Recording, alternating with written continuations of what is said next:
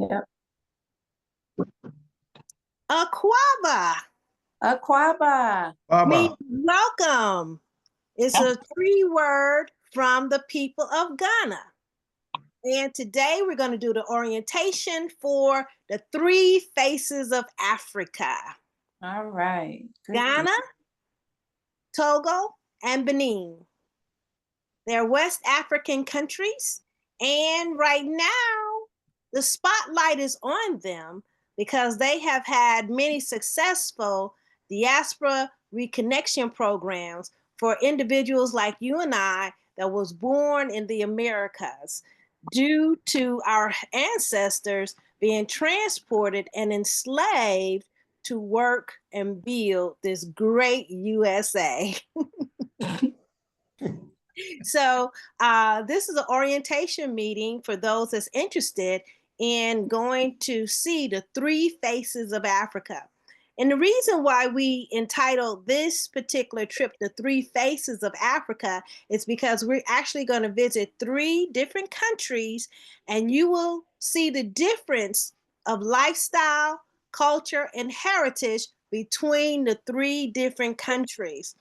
So many times, and because of the slave trade, we have come from many ports in Africa. But because we were just the slave, it negated our roots. It negated our culture. It negated our heritage. And we became this whole pot of what they now call Blacks or African Americans. So part of this tour is demystifying who and what we are. So we have an opportunity to go to Ghana, Togo, and Benin and look at the people, the culture, the landscape, the customs, traditions, and so much more in these 3 countries. So just to give you a little bit of background about me and this African Roots and Heritage Study Tour, I began doing this particular tour in 2016 as a professor at Hopkinsville Community College. It started out as an independent study class where I took my students to see the 3 faces of Africa. Okay. So from there, each year we would choose a different country as it pertained to the slave trade.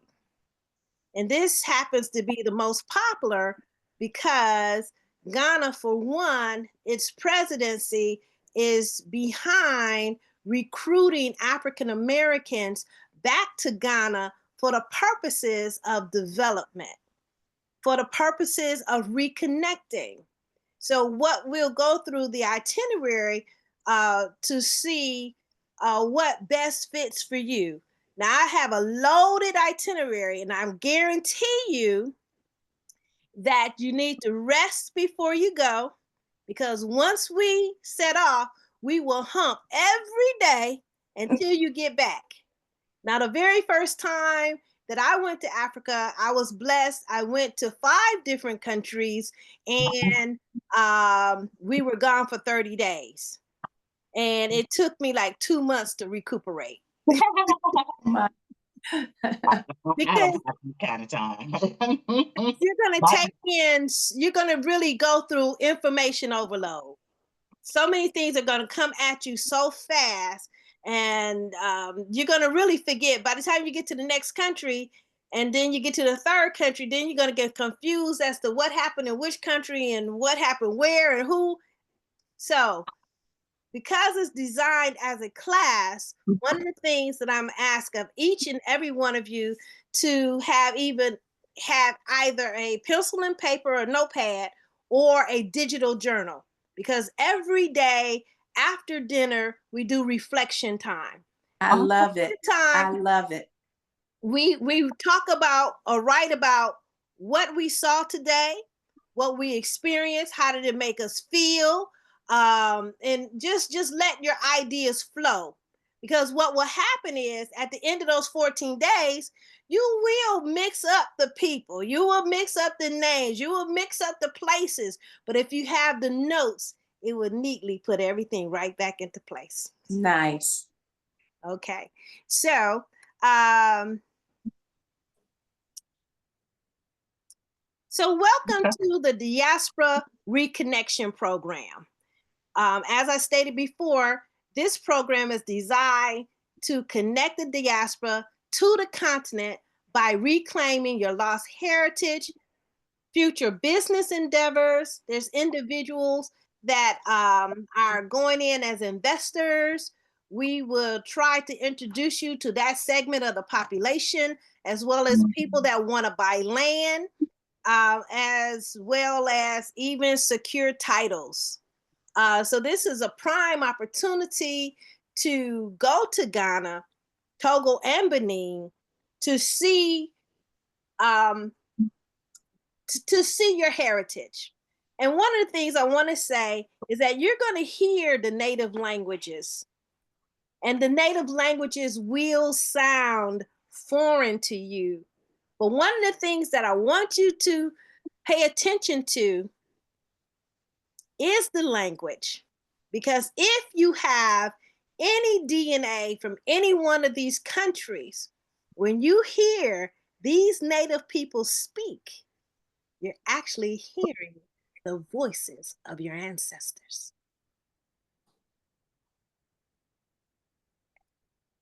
So, what to expect? I like to think that you will have a life-changing experience. I know that I have had the very first trip I went on, I took my mother, and she was very resistant. You know, she's old school, and someone had told her that she was going to die in a foreign land. So Africa was not the place that she wanted to die. So she did not want to go. She was kicking and screaming and scratching all along the way. I had to go get her birth certificate from Georgia and match it with my birth certificate to prove her age because her birthday was off. Then I had to apply for her passport because, mind you, I'm telling her we're going on this trip and she said she's not going. So I had to do everything, and I got everything ready.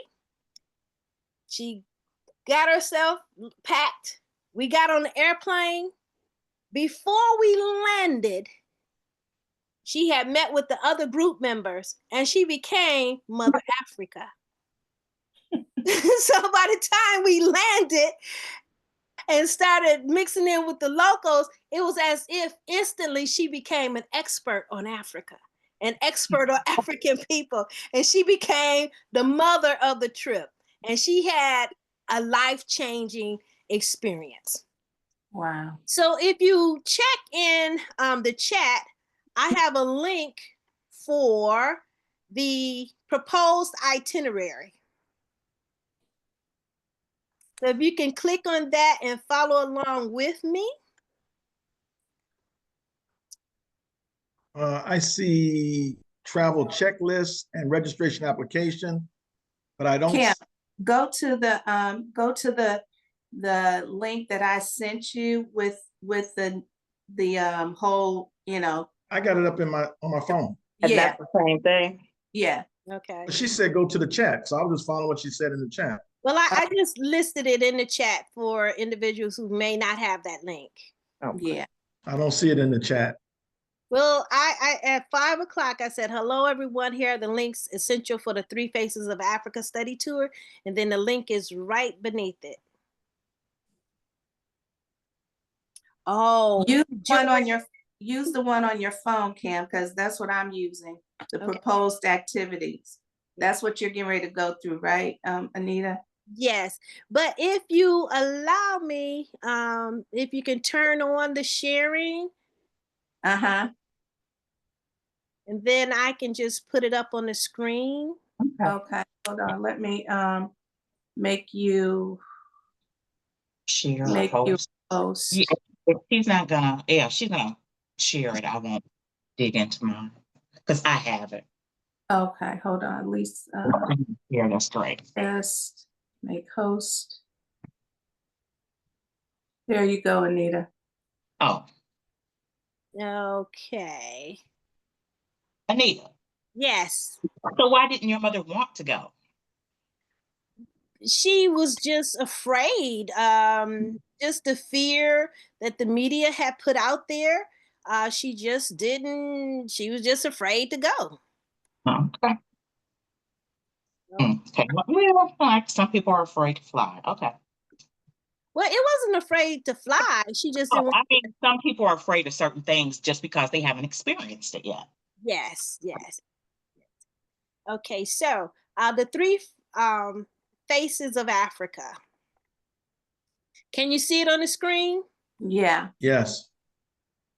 So these, just to give you a little background on the pictures, this is the Kwame Nkrumah monument where he, well, it's actually his mausoleum where he is entombed, and it has a little bit of history of him becoming the first president of Ghana.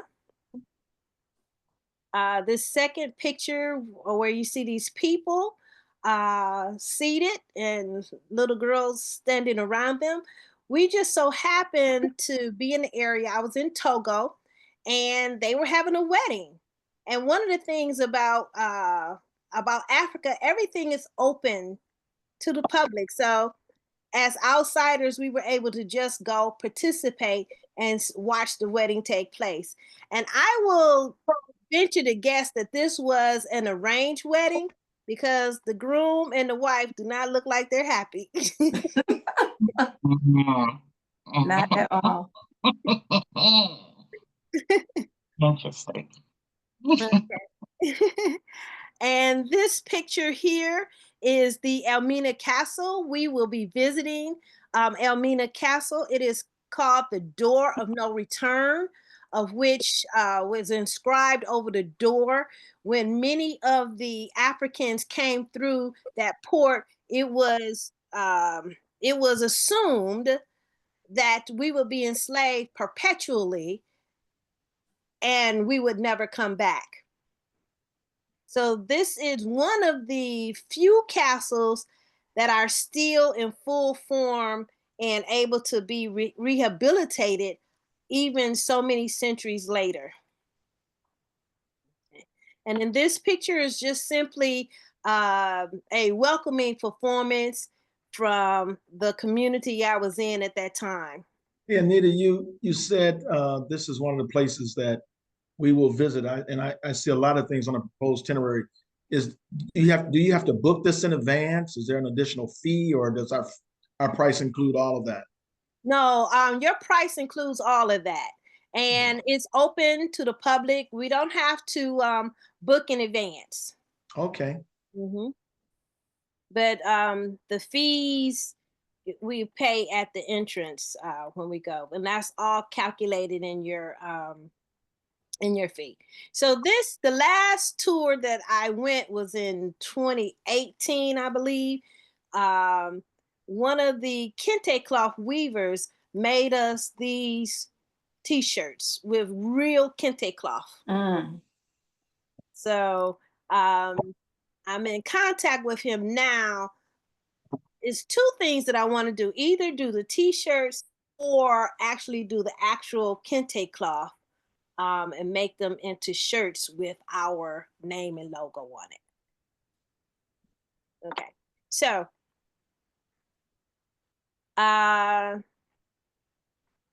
the proposed itinerary. Welcome, dear brothers and sisters of the diaspora.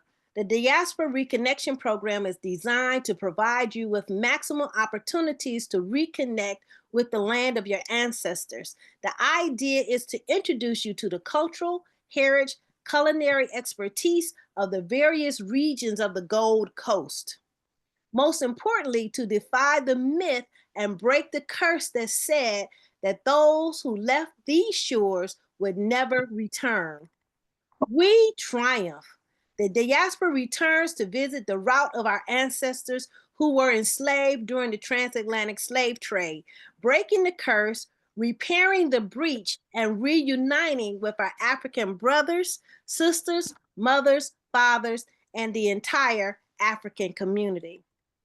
Elmina, the door of no return, and Ouida, the gate of no return, is reversed, and we are coming to reclaim ourselves, our heritage, our life.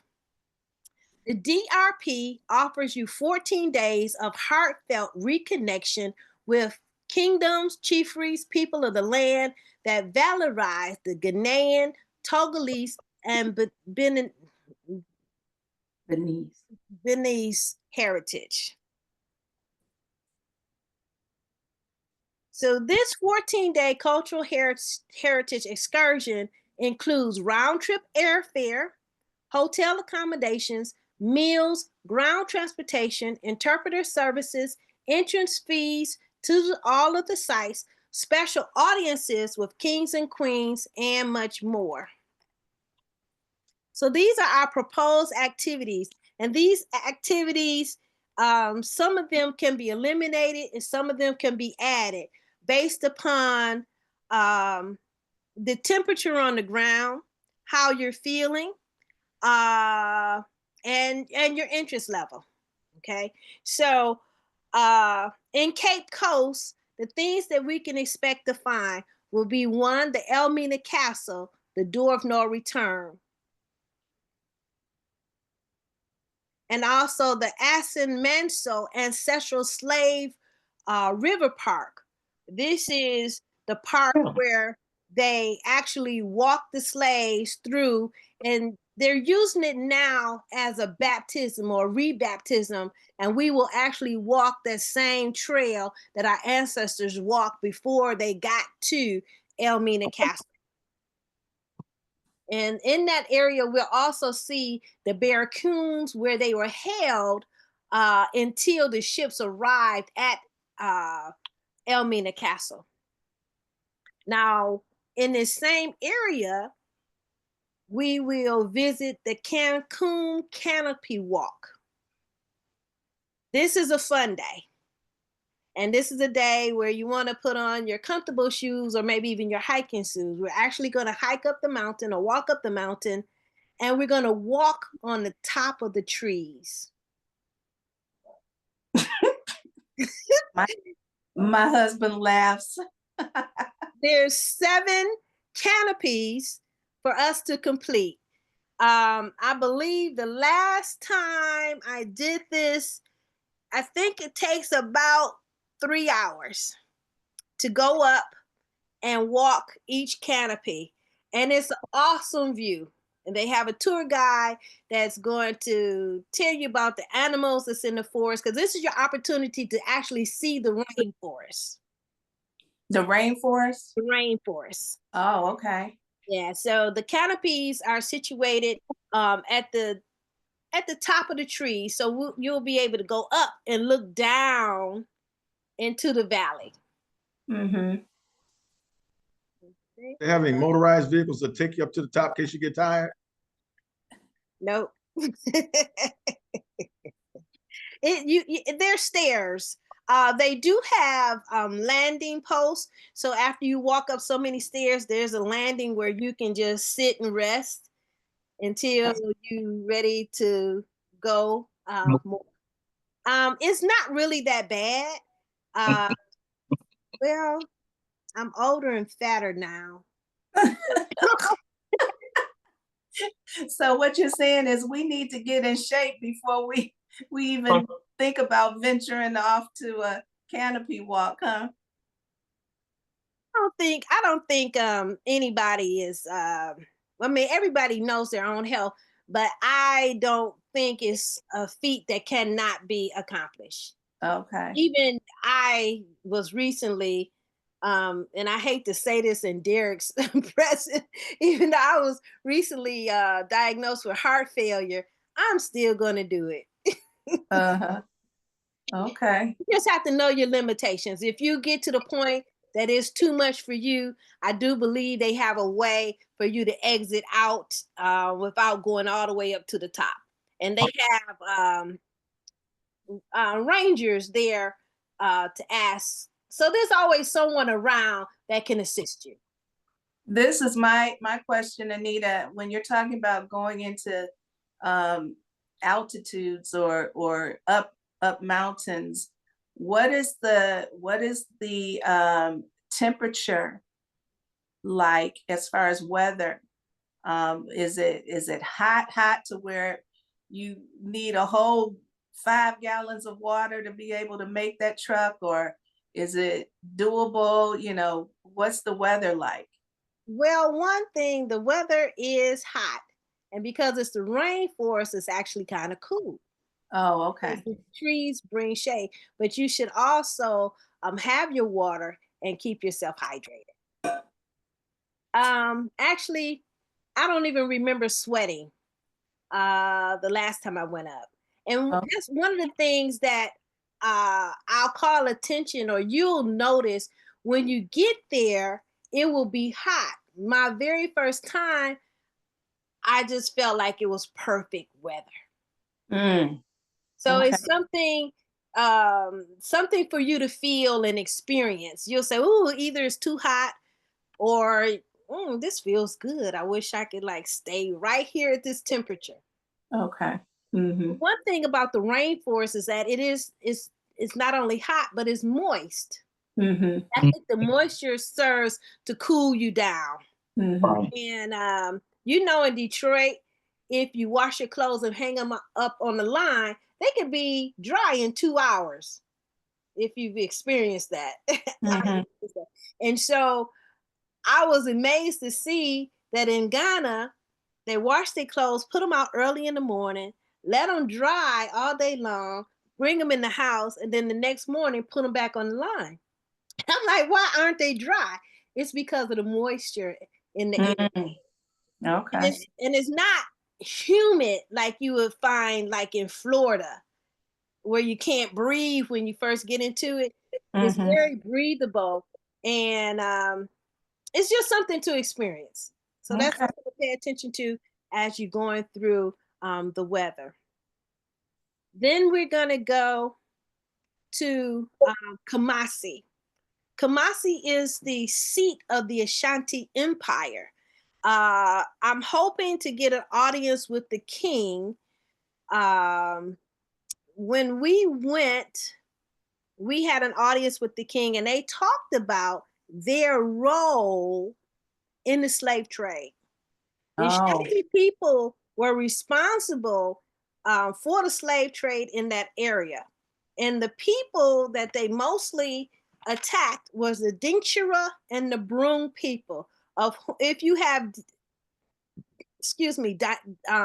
Ghanaian DNA, most likely you come from the Dinshira or the Broom people. These are the people you never hear about because they were simply wiped out of Africa.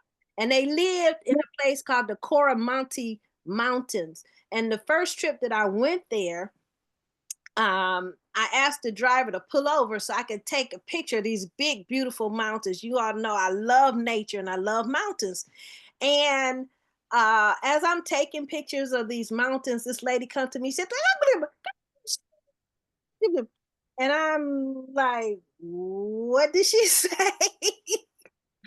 And they told me, she said, come here. You're the daughter of so-and-so. Come and tell me how your mother has been.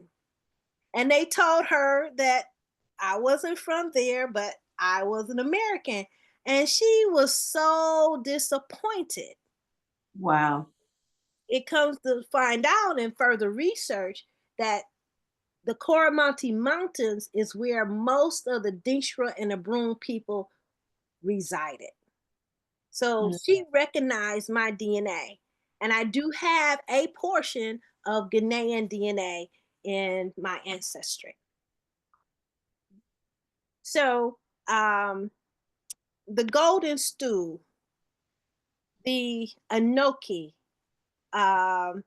we're going to go and visit that site. And this site shows the creation story of the Ashanti people, the first man, the first woman, and how they descended from heaven and they were given the golden stool to rule that portion of the land. So that's one of the great landmarks that we will also visit. And en route, we would go to a village called Banware. Hey, Anita, before you get to that one, Okay. we're on the Cape Coast at first, looking at the castle, Amara Castle. How are we getting to these different places? Is it a van that's transporting us from one place to another? What's the Yes. distance? Yes, yes, we Okay. will have a van. Is this all one day? No, no. That's what I was wondering. How is this broken up into the days that we will be there? Because it doesn't have any dates associated with those titles. Right. I do have them later on, Oh, okay. but all of this is subject to change Right. because one, I admit I'm getting old and I can't remember the layout. so so I'm having people on the ground to rework the regions because we can't go like this, but we can go like this, this, and this. Mm-hmm. So I'll make sure that everything is lining up properly. That we'll we'll go in one direction at a time. Right. Okay, so the Volta region features the Agosabo Dam. And what's unique about the Agosabo Dam is that it powers the electricity for Ghana and has the potential to power the electricity for the whole of Africa. Wow. So on that lake, we will do a lunch cruise on the Dottie Princess. So that will take us down the lake. Pardon me? I love that. Okay. I like that part. Cruising down on and eating. I love it. So we'll have lunch on the boat and see the natural beauty on the lake. And Anita, I have certain dietary restrictions. I can't eat beef or pork. So, and I don't eat spicy foods like onions and bell peppers. And so, how would I be able to accommodate that? Well, Is there a variety? Yeah, there is a variety, but when they always make the food to order, so you just tell them exactly what you don't want. Okay. Yeah, they're very accommodating in that way, and even with the raising of veganism, I actually thought it would be hard to do it in Africa, but they do accommodate people that are vegan. So there's a will, there is a way. So they're Awesome. willing to do so. So you don't really have to worry about that. Okay. Now, in that region, we're going to also go to the Boti waterfalls. And what's significant about the Boti waterfalls is that there's two, the male and the female, and the king and the queen that fall into the water. And they'll give you the whole history of balance and nature and why there's always male and female in everything. Mm. So even in water is male and female water. So also You can't distinguish the difference between them physiologically, right? No, there's no difference. So, but that's just they call it like the balance of life, then I guess. Right. Okay. So one of the things that's offered also is, I don't know if you've seen these online, where they have these they give massages by the water. Mm. So that's after that hike up to the canopies, we probably all need a massage by the water. So that's one of the things that's optional. We can look into it if that's something that you want to do. But to go back up here, what's the typical price, and how do you set up the exchange? I mean, do you give American dollars or do you change money into that? Yes, what's your recommendation? Once we get into Accra, we will have a money changer come to us and exchange money. And I would suggest that you don't exchange more than $300 or $400 at a time. And that is because one, you lose value exchanging it back to US dollars. Mm. It may be hard to find somebody to exchange it back to US dollars.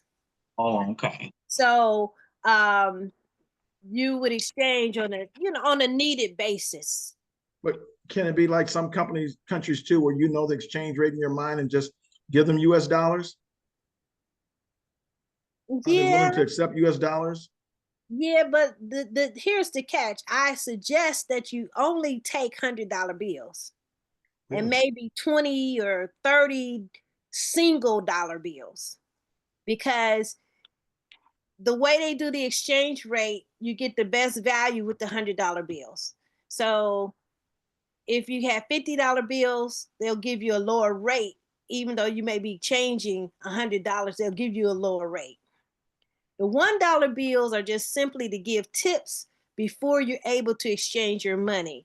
And one of the things is with CDs, when you change that $100, they're going to give you a stack of money that's so big. You're not going to be used to carrying so much money. And to purchase things, you may not even spend all of that money because the exchange rate or the cost of goods are much lower than would you expect with that $100. So let me ask this question. If all of these or the majority of these activities are included in our cost for the trip, what would be the reason to have as much money, like for souvenir buying, or what would that be it? Souvenirs, and then there may be activities that's not included in the itinerary that you might want to go off and do yourself. Okay. Or you may want to take transport outside of what's being provided. Mm-hmm. So there's always circumstances that you will need those funds. Got it. Okay. If you purchasing something from the Kente Cloth Village that day. Mm-hmm.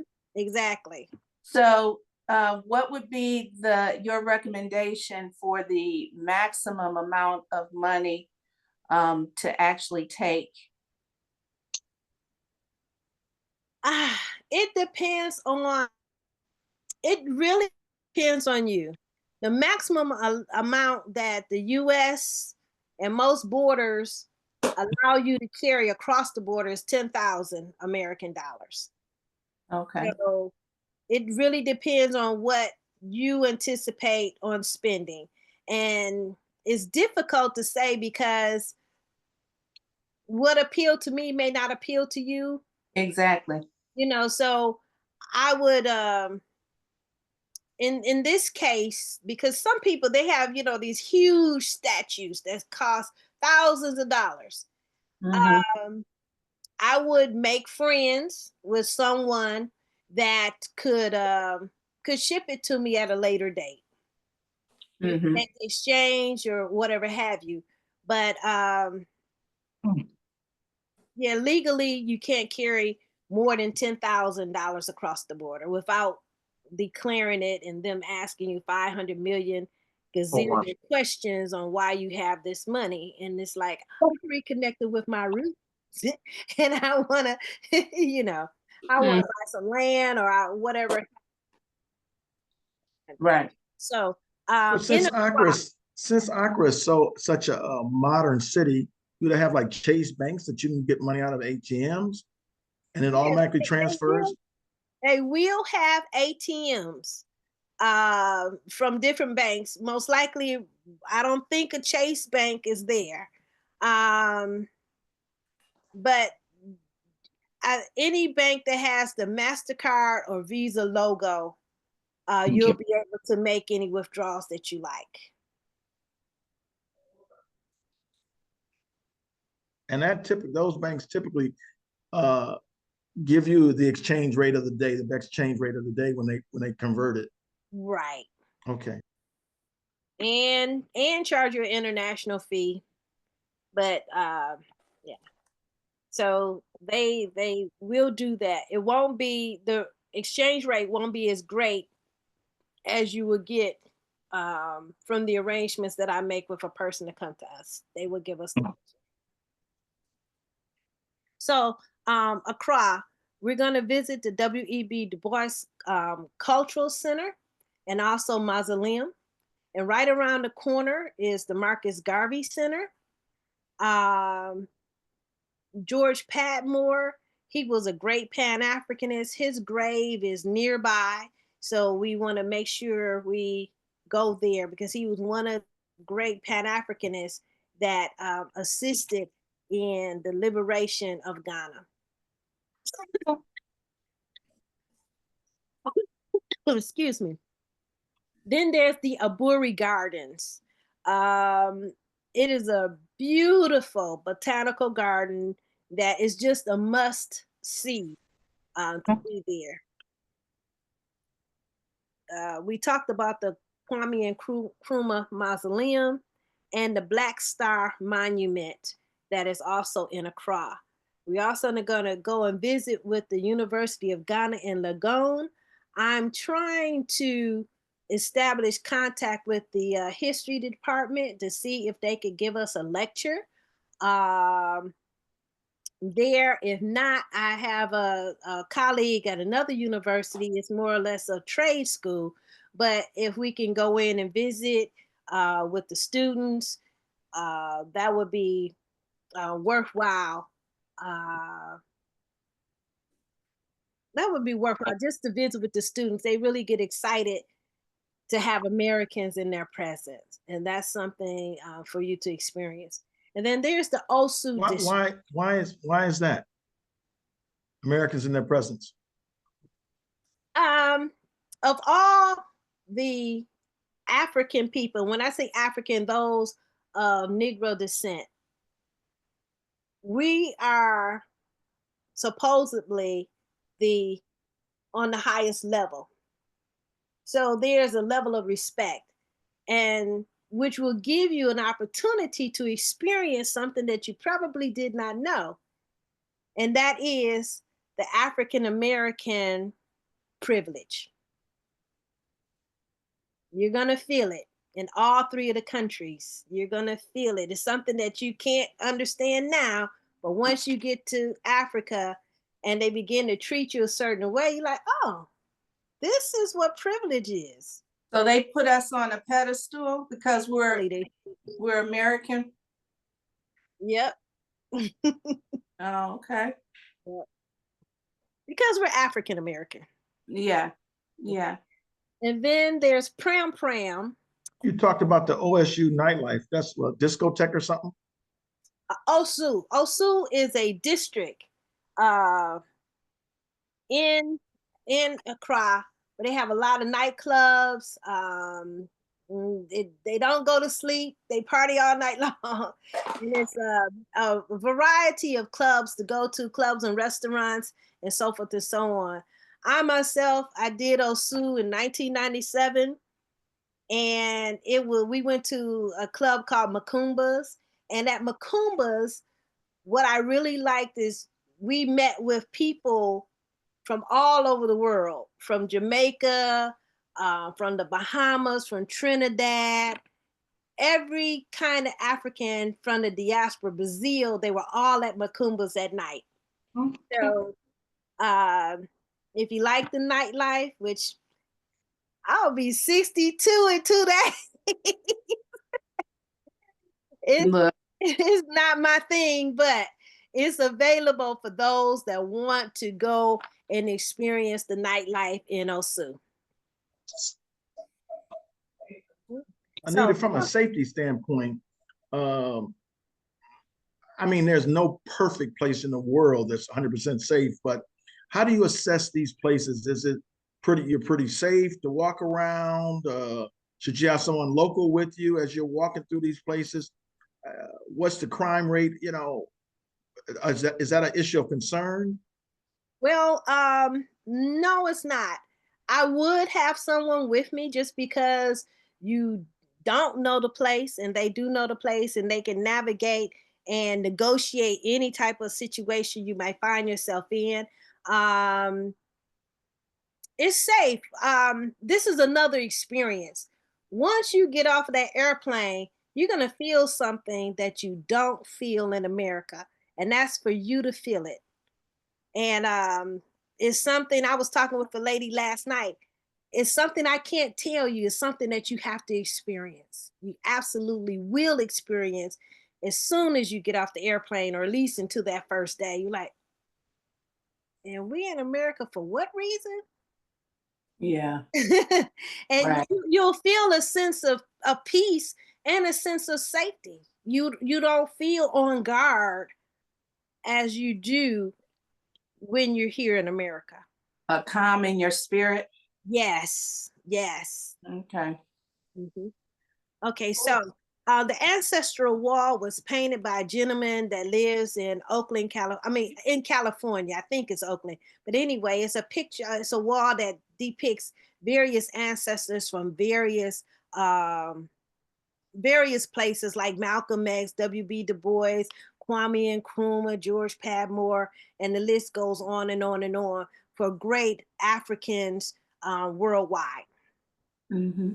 And then and the Teshi Ngua Estates, which I believe I included some pictures. All these pictures, this lion, this Walkman, and this, I can't see this shell, um,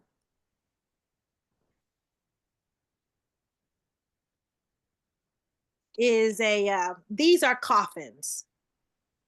So there is an estate on Teshi Ngua, and I hope to meet with the gentleman who started this. His name is Pa Joe.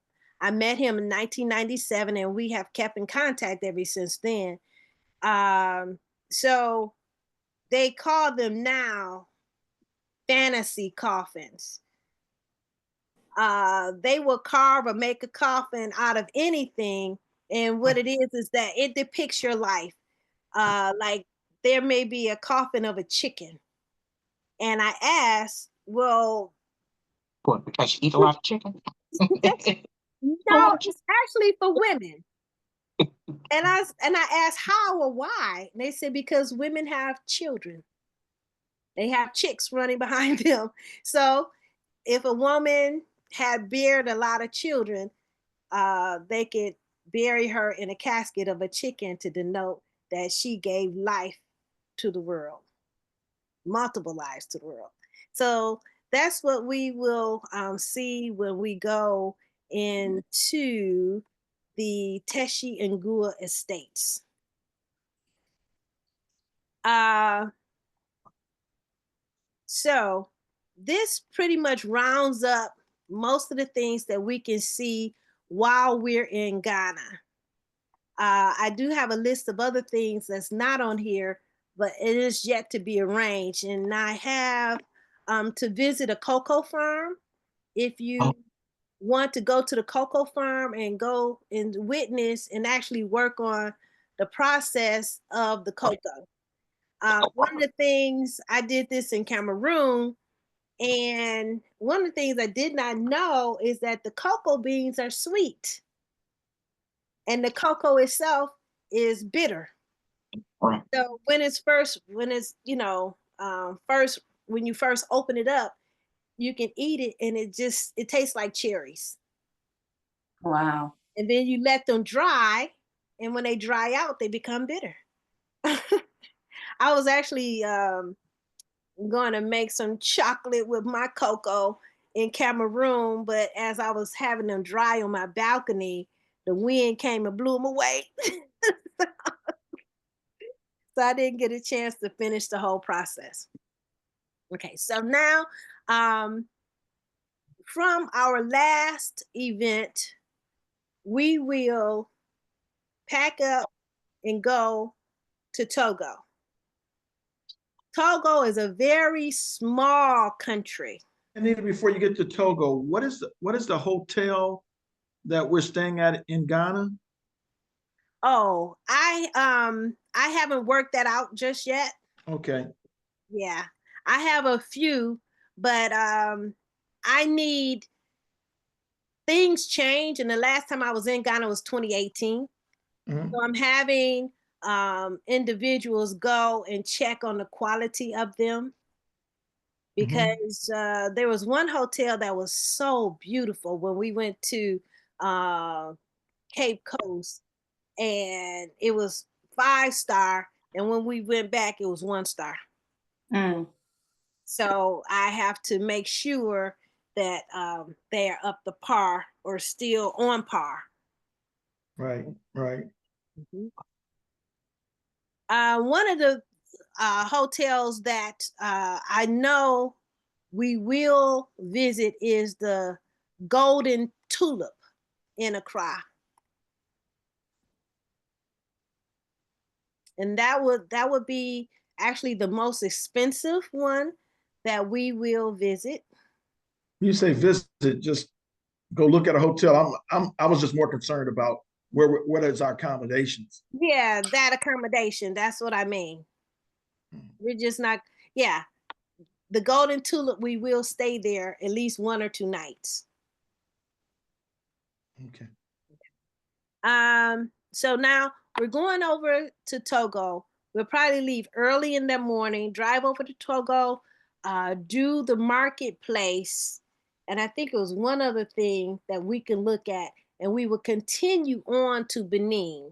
So by the end of the day, we will be in Benin and we would go directly to Lake Gambier. Now, Lake Gambier is a historical site that was developed because of the slave trade.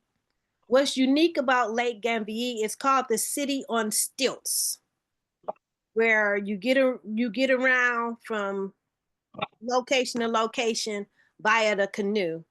And I'm looking into staying overnight at Lake Gambier would give us that experience. Now, the history of that is that these people went out water and built their houses in the water, because when you stand on the shore, you just look out and see water with your natural eye. So this is how they were able to avoid being captured during the slave trade, by building their community out in the water. Wow. So for that historical value, I think is worthy for us to stay overnight, to just have the experience that those people had in keeping safe and out of harm's way. Now, this won't be a 5 star hotel, but it will be an experience. Okay. Will I be able to sleep in that during that experience? Yes, you will. Yes, you will. I done got to a certain point in life that I don't like being this uncomfortable. I mean, your view of survival is different from mine. Oh, I could say could be different than mine. True. What you're able to tolerate, I may not be willing to tolerate. Sure. Very So break this down to me. What should I expect? Like a night camping out. The beds are hard. There's insects or what? No, not so much as that. The basic room. Yes, there may be mosquitoes, which you have your mosquito repellent, and that's for the whole entire trip, period, that you're going to need your mosquito repellent. So it's not going to be, I don't know, what was that? What was that thing? Survivor?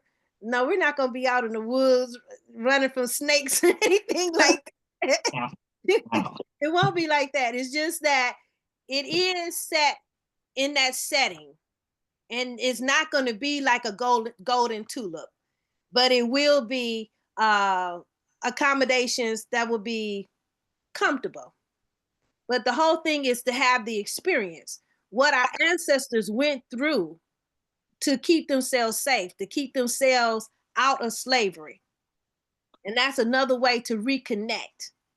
So, but theoretically, if they kept themselves out of slavery, they're really not our ancestors, right? Because our ancestors were brought over here, unless they're like uncles or distant cousins. right, it could be relatives. Okay. It could be relatives. And so even to date, there's the community hosts about 30,000 individuals. And that's about the size of Hopkinsville. It was 32,000 people. So it's a small community. Because in Hopkinsville, I think I got to know everybody there. So their mode of transportation mainly is by boat or canoe. It's a canoe. And is it a fishing community where they live off of, fishing and things like that? Yeah, it's a fishing community, but they're only 2 miles out into the water. So they canoe to the mainland, and everything that is on the mainland is actually out in the water. And from what I understand, it's even more built up than when the last time I was there. It should be interesting to see. So safety standpoint, so we're going to canoe out to that place, or in a canoe, or we're going to be on a pontoon boat? And if so, is there life vests? Because everybody can't swim 2 miles. Yes, you will have a life vest. And it's, yeah, like you said, like a pontoon boat. We won't be in the canoes unless that's something you want to be in, but we're going to be in a bigger boat. Going to the hotel. Yes. So, we're going to tour the whole area. They're going to show us everything. So here's the deal. When you're saying overnight hotel at Germain, and then let's go up. So how many days are we going to spend in Benin? And then will we be going back to Ghana? No, the way that I'm laying out the trip, we'll do all of Ghana. We'll go to Togo. We'll go to Benin. From Benin, we'll come back to the U.S. Okay.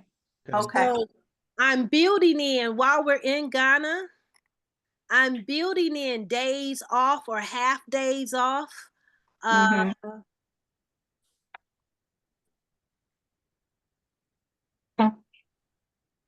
Okay, yeah, like here,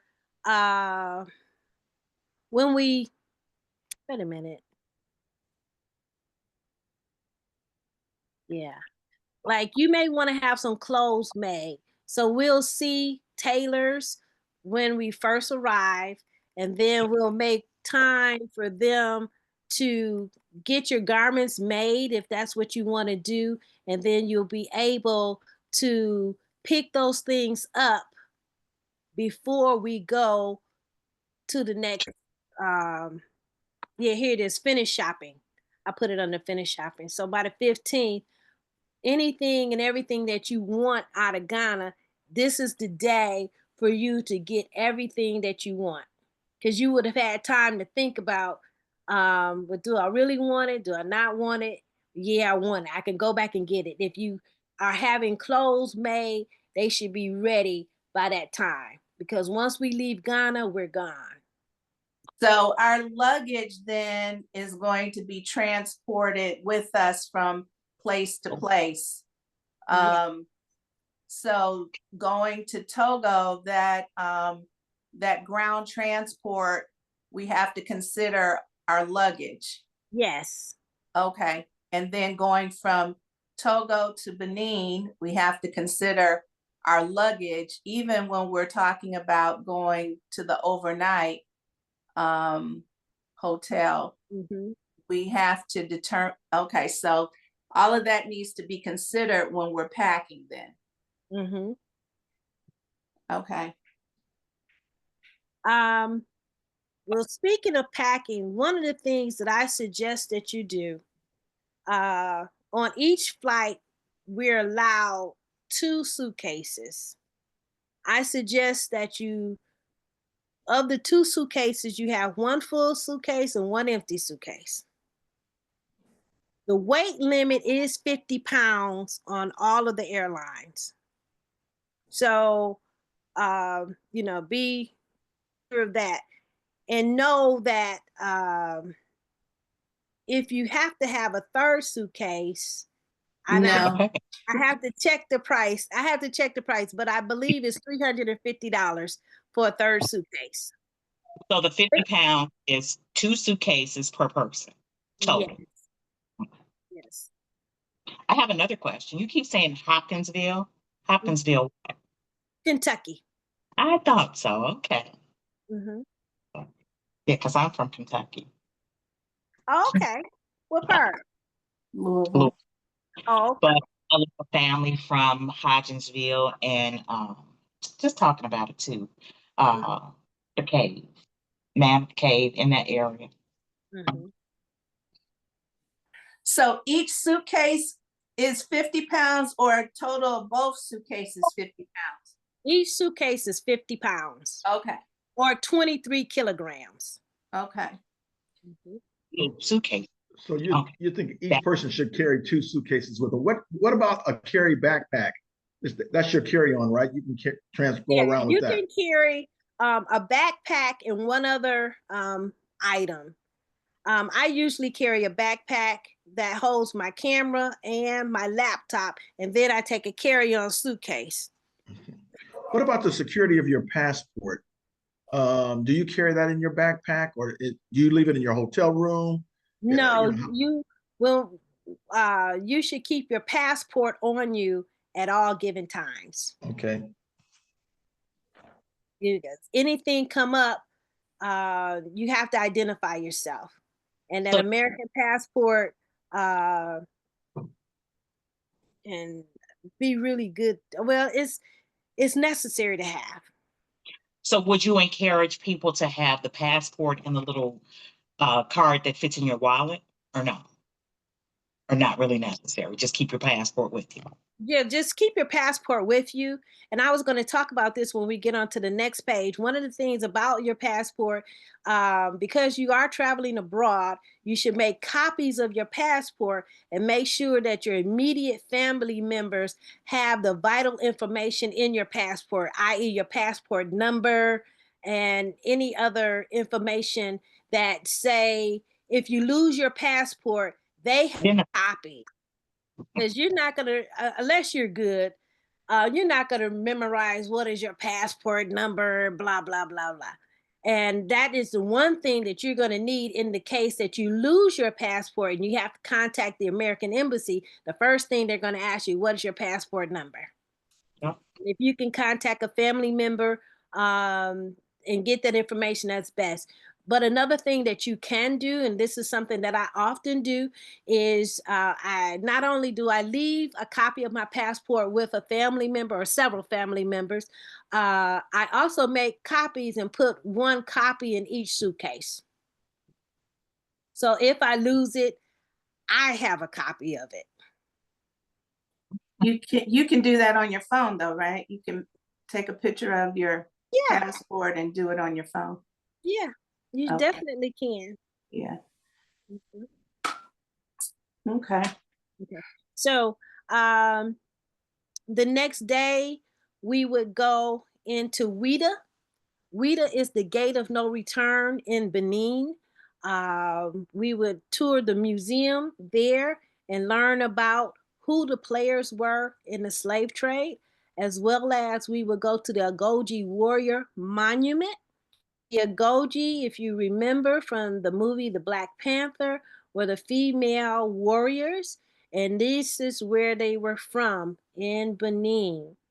I have friends in Benin, and I'm hoping to arrange a closing reception with them for us, because this will be the last of our trip.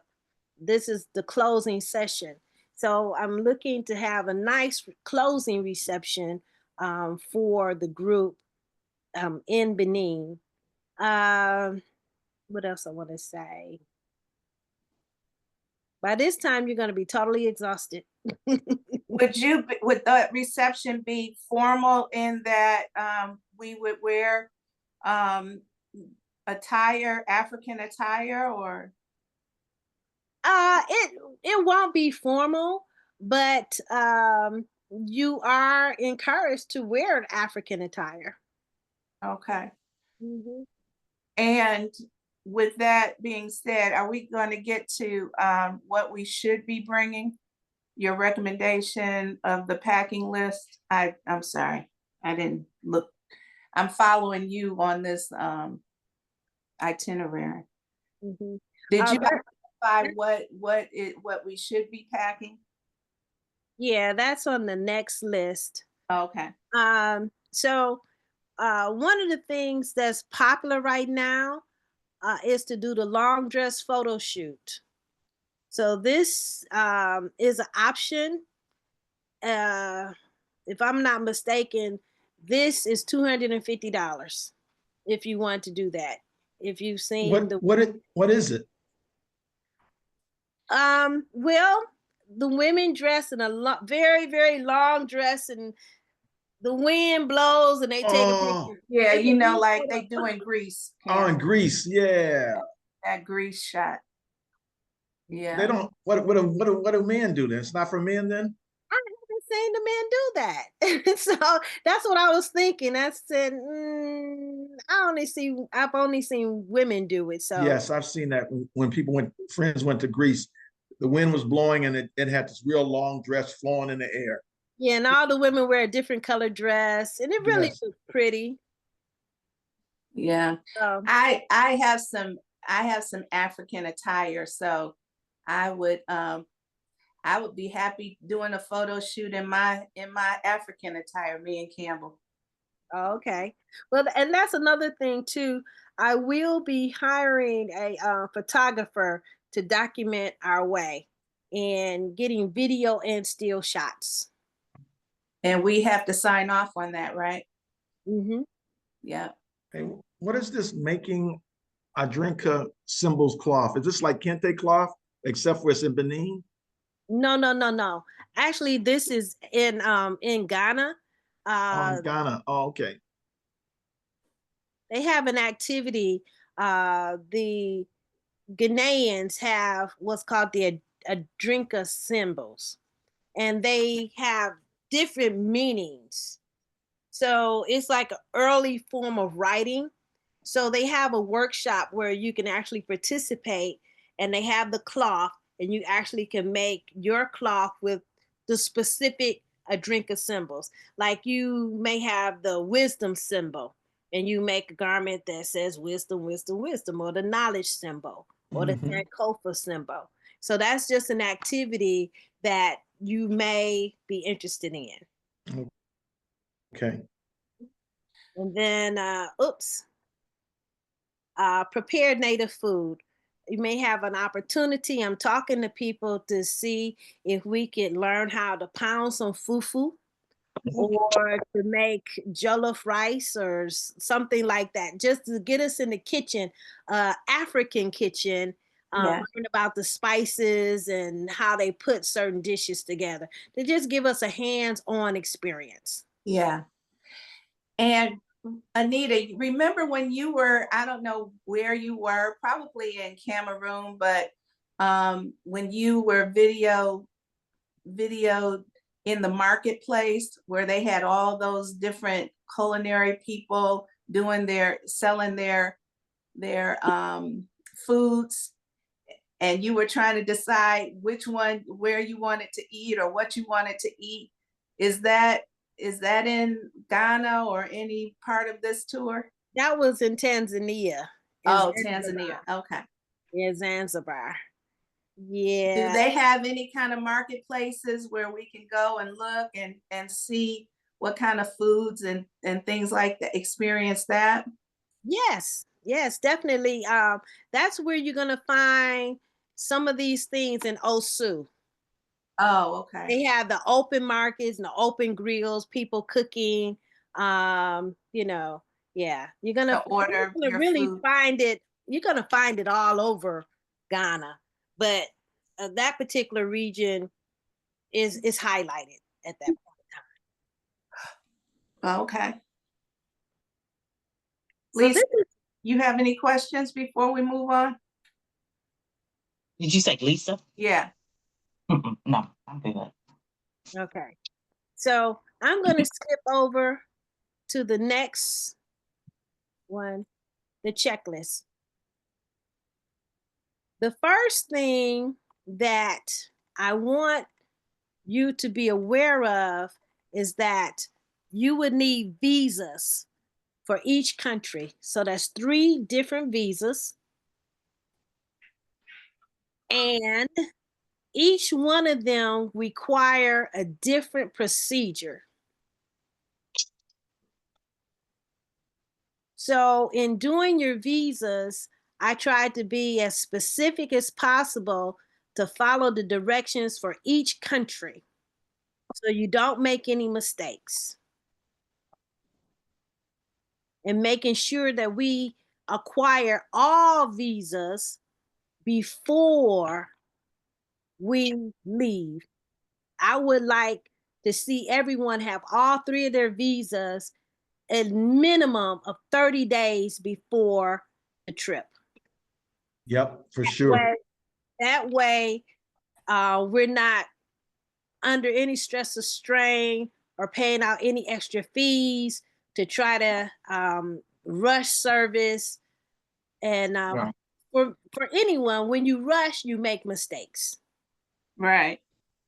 So Let me ask this question. I'm not reading this, but what would be your recommendation? What's the soonest we can start the process? Because we have our passports already, but what's the soonest we can actually start the visa process? you can start it immediately Okay. because once you pay your deposit, then I'm going to send you your invitation letter. Okay. And this invitation letter will accompany you with your visas to let them know what you're doing in their country. Okay. Okay. So as soon as the deposit is paid, I'll send you out the letters to go with your visas. Oh, hold on a second. For example, you have to mail your U.S. passport to them. I saw some say mail the actual passport with the printed Yes. photo. Yes. With the Ghanaian visa, they will. I'll read through it. I'm sorry. No problem. You have to apply online. Okay. You have to pay for it online. Mhm. And after you get your receipt, then you are to print out the application and submit one current passport size photo and all the other copies and the letter and put it in an envelope addressed to the Embassy of Ghana. And this is their address here. Mhm. You also include a return envelope that has your home address on it. You can send it by priority mail or express. And once they approve it, they will put your visa inside of your passport and they will mail it back to you in the envelope that you provide. I'll read through it, but do you send them your U.S. passport, your only passport? Yes. And you got to do this for 3 different countries? Yes. Wow. Have they lost people's passport in the past? Not that I know of. Wow. And that's the reason why you want to send it by express and have it returned back by express or priority mail. So utilizing that system, there really shouldn't be any chance of it getting lost or any such thing. Now, for Ghana, the multiple entry visa is $100.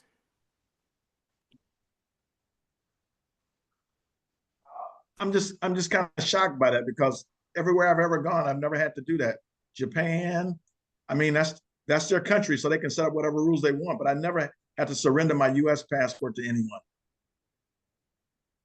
Yeah, that's the way they do it. And even in Angola, not only do you have to surrender, you have to go to Washington, D.C. and have an interview. And then they'll still keep your passport and you come back to Michigan and they give it to you in the mail. Oh no. Guess I won't be going to Angola. Okay, so now for the Togo visa, theirs is 35,000 francs CFA, which is approximately $55. And I did check, you can use your Visa or MasterCard to make the payment there. And if I'm not mistaken, theirs is totally online. So in that case, you make the application, you submit all of the information to them, make the payment, they'll issue a receipt for your payment, and then in a couple of days, whatever the turnaround time is, they will submit to you an approval or denial. And that approval you get, you will put it in your passport, and when you actually get to the border, then they'll put the stamp on it. So that's the way theirs is working. And then for Benin, I haven't had a chance to read through it, but once I read through it, if I got questions, we can check. We can follow back up, because I was seeing some stuff in there saying that hotel reservations required, or I'm just skimming through it real quick. well, I will put all that in the letter. Okay. Yeah, because I'll put the purpose of the trip and where you're staying, and I'll even include Gotcha. anything that you're gonna need. Okay, perfect. Like here, they say a bank certificate is optional, so you don't have to include it. Why would they need a bank certificate? Well, in the old days, people used to have to show proof that they had sufficient income to visit these countries. And then to leave, to get back out? Well, not necessarily, but it has more and more, the different embassies are alleviating this, and that's why they put optional. You don't have to do it. We're only going to be there a couple of days. Okay. Mm-hmm.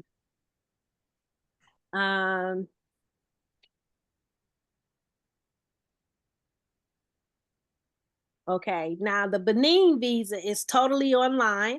You apply for it. I think, yeah, all these links are here. So let me just click on that. So you have this document, it'll link you to every embassy. Okay. And you apply for your e-visa here, wait a few days, check right here for your application. Most times they'll say approved. And if they approve it, just simply print it out, put it with your passport, and when you get to the border, they'll either put the stamp in it or they'll stamp the one you printed out. So are you saying that the only one that has to be sent out, our passport has to be sent out, is to Ghana? Yes. Okay, so you don't have to send it to all 3 countries, you just send it to Ghana, and that process, and then when it's returned. So also, I would think that you would recommend us making copies, as many copies as we can, before we even send it out to Ghana. Yes, Yeah. definitely. I haven't, you know how I travel. I have never had any problem Right. with Yeah. getting passport back. Do you have to apply for a visa every time you go over there, Anita, or how long does the visas last? Well, these last for 30 days. I believe all of these are 30-day visas. Okay. Sometimes I think, yeah, they're all short term, but they have different classifications, and it depends on if it's a country that I frequent often. I'll get a 1-year visa or a 5-year visa, which is, you know, more Right. costly. So yeah, like I right now, even for Cameroon, even though I'm a permanent resident, I have a 1-year visa. Mm. I can a 1-year multiple entry visa. Mm-hmm. Still a U.S. citizen. Yeah. As a permanent resident, I'm free to leave my passport at home and carry my permanent resident card. But anytime I leave the country or come back into the country, I have to have a visa. Mm-hmm. Okay. So my suggestion is to do the Ghanaian visa first, Yeah. and then Togo, and then Benin. Now here in Benin, it says turnaround time is a minimum of 7 days before your trip, but not to apply for it 90 days before your intended departure. So let me see, what is it saying for Ghana?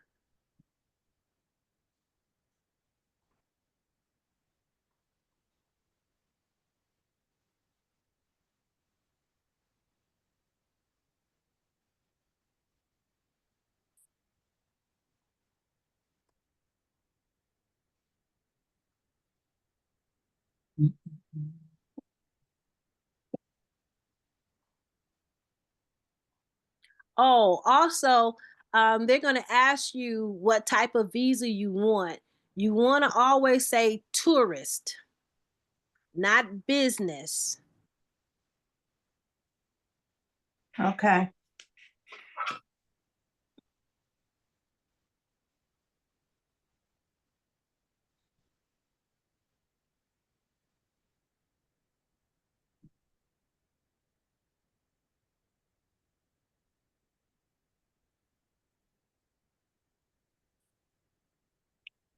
Mhm.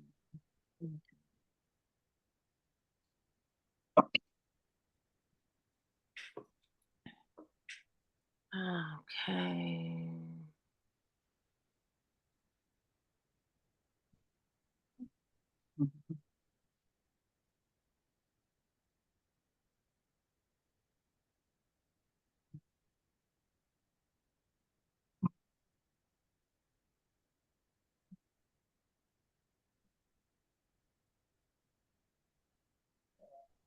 Okay, they say 15 to 20 days, 3 weeks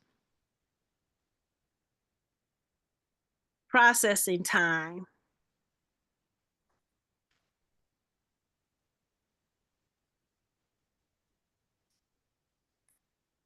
I may have to um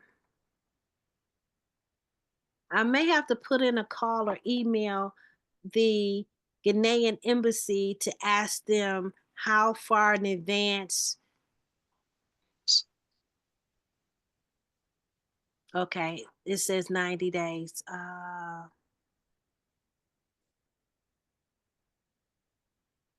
Okay, so you should not apply for your visa until you're about 90 days away from your from the trip.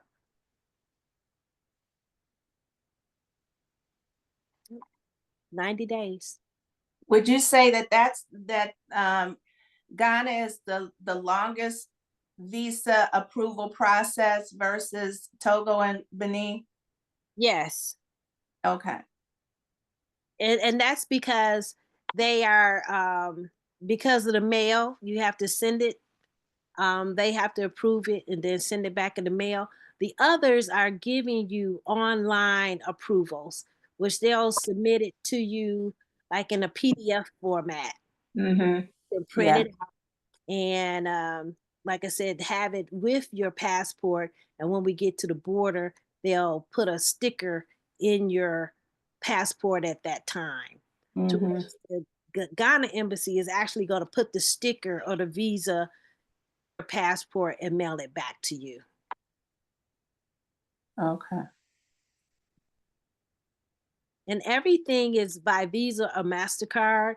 They are not accepting checks, personal, business, or money orders. Oh. Okay.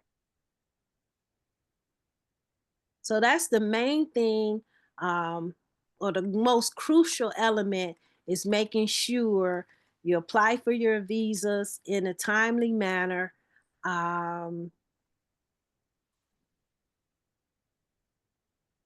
And getting everything. So now, things that you need to make this adventure smooth and enjoyable within 6 months of travel. Okay, one, your passport that is not expired and valid for at least 6 months beyond the travel dates. So if you don't have a passport, you have to apply for one. At least 4 passport photos, because we're going to 3 different countries. Let me do this.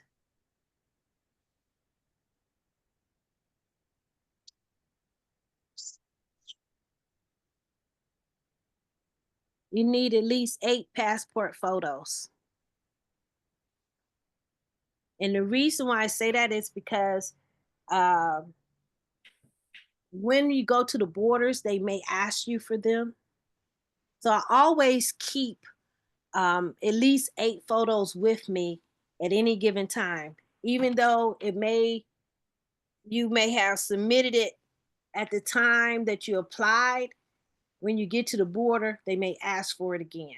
So that's just something to be prepared with. So you carry these loose photos of yourself, passport type photos.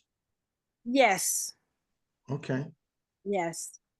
And I have a envelope that I keep them in. I have a travel bag, and so they're always there. I always like check and make sure they're in the bag before I leave out. I believe it was Wanda that asked about what shots are necessary. For all 3 of these countries, the only shot that is necessary is the yellow fever shot. And you can contact your doctor or the travel center in your area to make an appointment to get the shot. I'm not sure how much they cost now, or whether or not they're covered under the insurance. I'm not sure about that. But one thing about the travel clinic, the last time I had to deal with them, they were booked months out. So if that's something that you need, I would suggest that you contact them as soon as possible, because I don't believe your regular doctor are able to give you those shots. They have to go through the travel clinic. And then how long does the shot last for? I mean, if we get it like next month, it doesn't expire? I think it's 10 years. Really? Yeah, in my case, it's 30 years. I haven't got another one. But I believe the initial time frame is 10 years. Okay. Then the other thing that I would suggest that you get is the malaria pills. And each country has a slightly different formula, because I guess they have different mosquitoes or different variation of the malaria pills.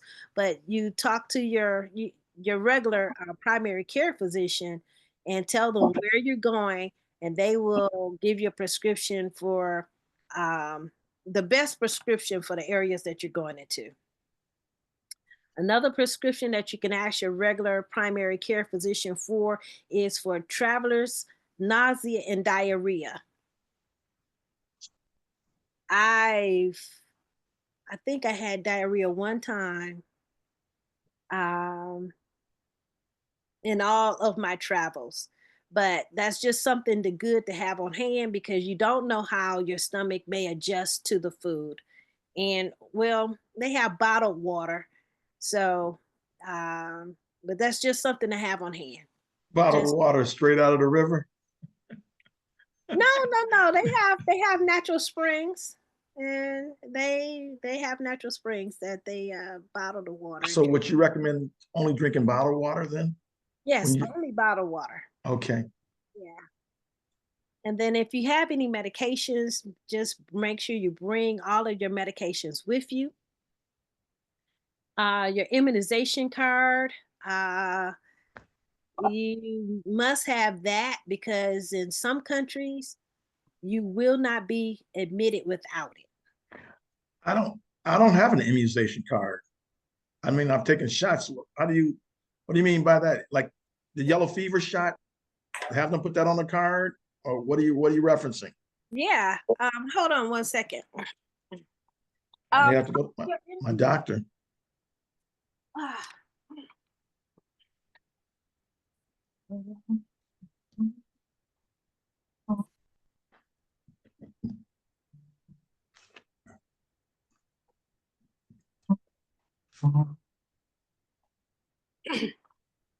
Excuse me. I mean, my boys, when they were little, they had their immunization cards because they were getting like whooping cough and little shots when they were taking at 6 months. But I don't ever recall me having an immunization card. Yeah, it's the yellow immunization card. Do you have one, Val? I don't remember. If you have, this is the white vaccine card. Oh, you got your COVID. Yes. And what do I have? I guess I had So if you don't have it, do you recommend going to your doctor and have them fill out one for you? yes. You would go to your doctor and or you used to be able to go to the health department and they can pull up your vaccines or however you've been vaccinated. So that's something, even if it's not fully filled out, the only thing they want to know is that you had the yellow fever. So if you haven't had the yellow fever and you don't have your card, when you get your yellow fever shot, they're going to give you this card and or something that looks like this. Which is something, I don't know. But for me, I just stapled them to the inside of my passport. So it always there. I never had to look. I never had to find it. Another thing too, they didn't ask for this, but some visas will ask for that. So when you do get your yellow fever card, you might want to scan them in and put them in a PDF file. And that's something I have to do on a regular basis. They ask for your vaccination. So when I'm uploading, I already have it in the PDF file. I'll just upload this card. Upload it and mail it to them or something like that, or send it to them? It depends if they want you to upload it. If they want you to upload it, they just if they want you to upload it, you just upload it. Right. Okay. So that's when applying for the visa, right? Right. Okay. But these have not asked for that information. That's what I'm realizing. These particular countries have not asked for that information, but other countries have. So this right here is an e-visa for Kenya, I think. Yeah, this is an e-visa. So this is what your visa is going to look like, similar to for Togo and Benin. So they send you a PDF file, you print it out, and you attach it to your passport. This is sort of what your visa is going to look like when you go to Ghana. They're going to put it in your book. Oh, Mhm. okay.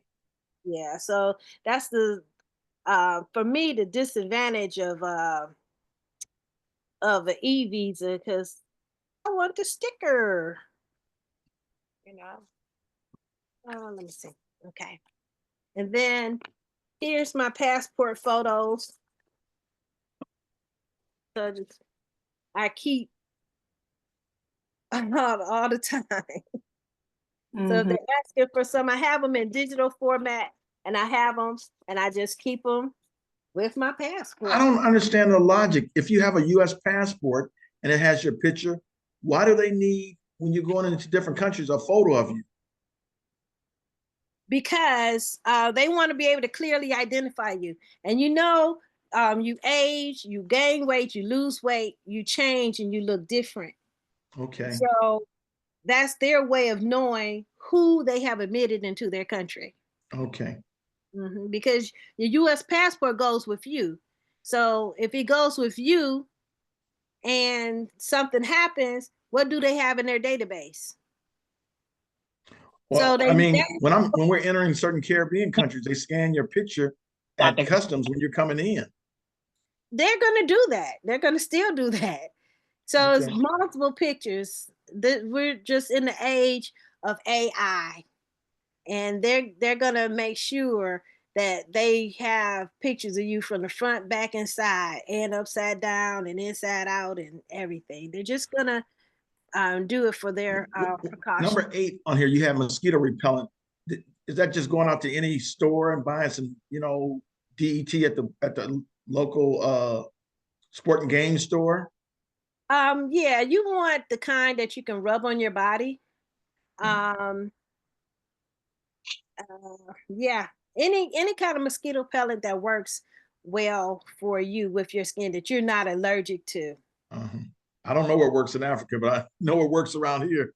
hmm It works. And the one thing about the African mosquitoes is that they come out at 4:45 p.m. Okay. and and they will bite you all night long if you're not covered. But by 7 o'clock a.m. they retreat. So all day you're fine. It's just in the evening and at night that you will be concerned with them. So number 9, we had already talked about make several copies of your passport and leave it with your family members. Make copies of your final itinerary and lodging and leave it with several family members. I'm providing that information the closer we get to the actual trip. So if your family's, they don't know the geography or the layout, but with that itinerary, they'll know what section of Ghana or Togo or Benin you should be in, and the hotel and telephone number. So if anything comes up, it's not like they're in Ghana, but we don't know where. No, they're in Ghana and we know exactly where they should be. Okay.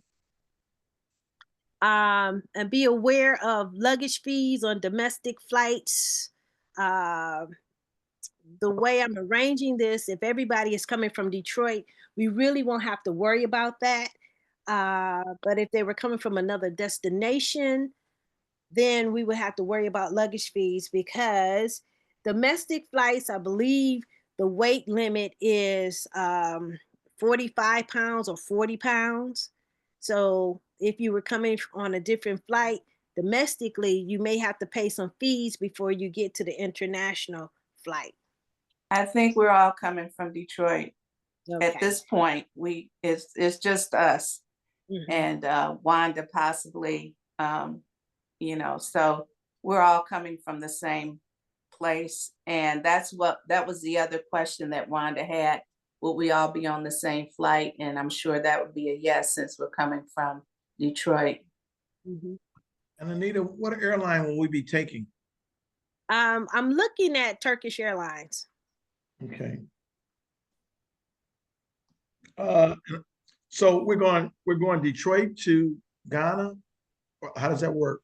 Detroit to Istanbul and Istanbul to Ghana.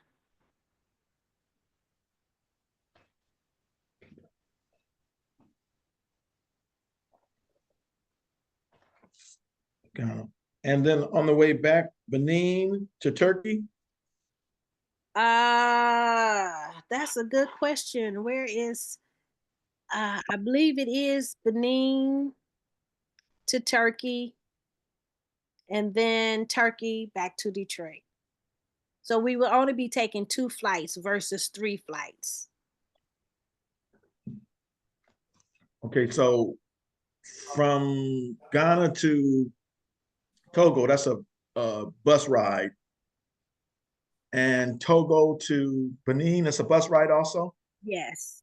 Okay, and so let me ask you about international. When I flew, last time I flew international, not to Caribbean, but to Japan, General Motors put me in business class. Coach, economy was real tight. You've flown Turkish Airlines a lot. What is the setup? Give me some comparison. Because I don't want to be like another person's in the middle and I'm stuck on a plane for 12 hours or something with somebody in the middle. Okay. Well, there's options that once we know how many people are going, we can book all of our seats together. So the people that you'll be sitting with will be the people that's in the group. Gotcha.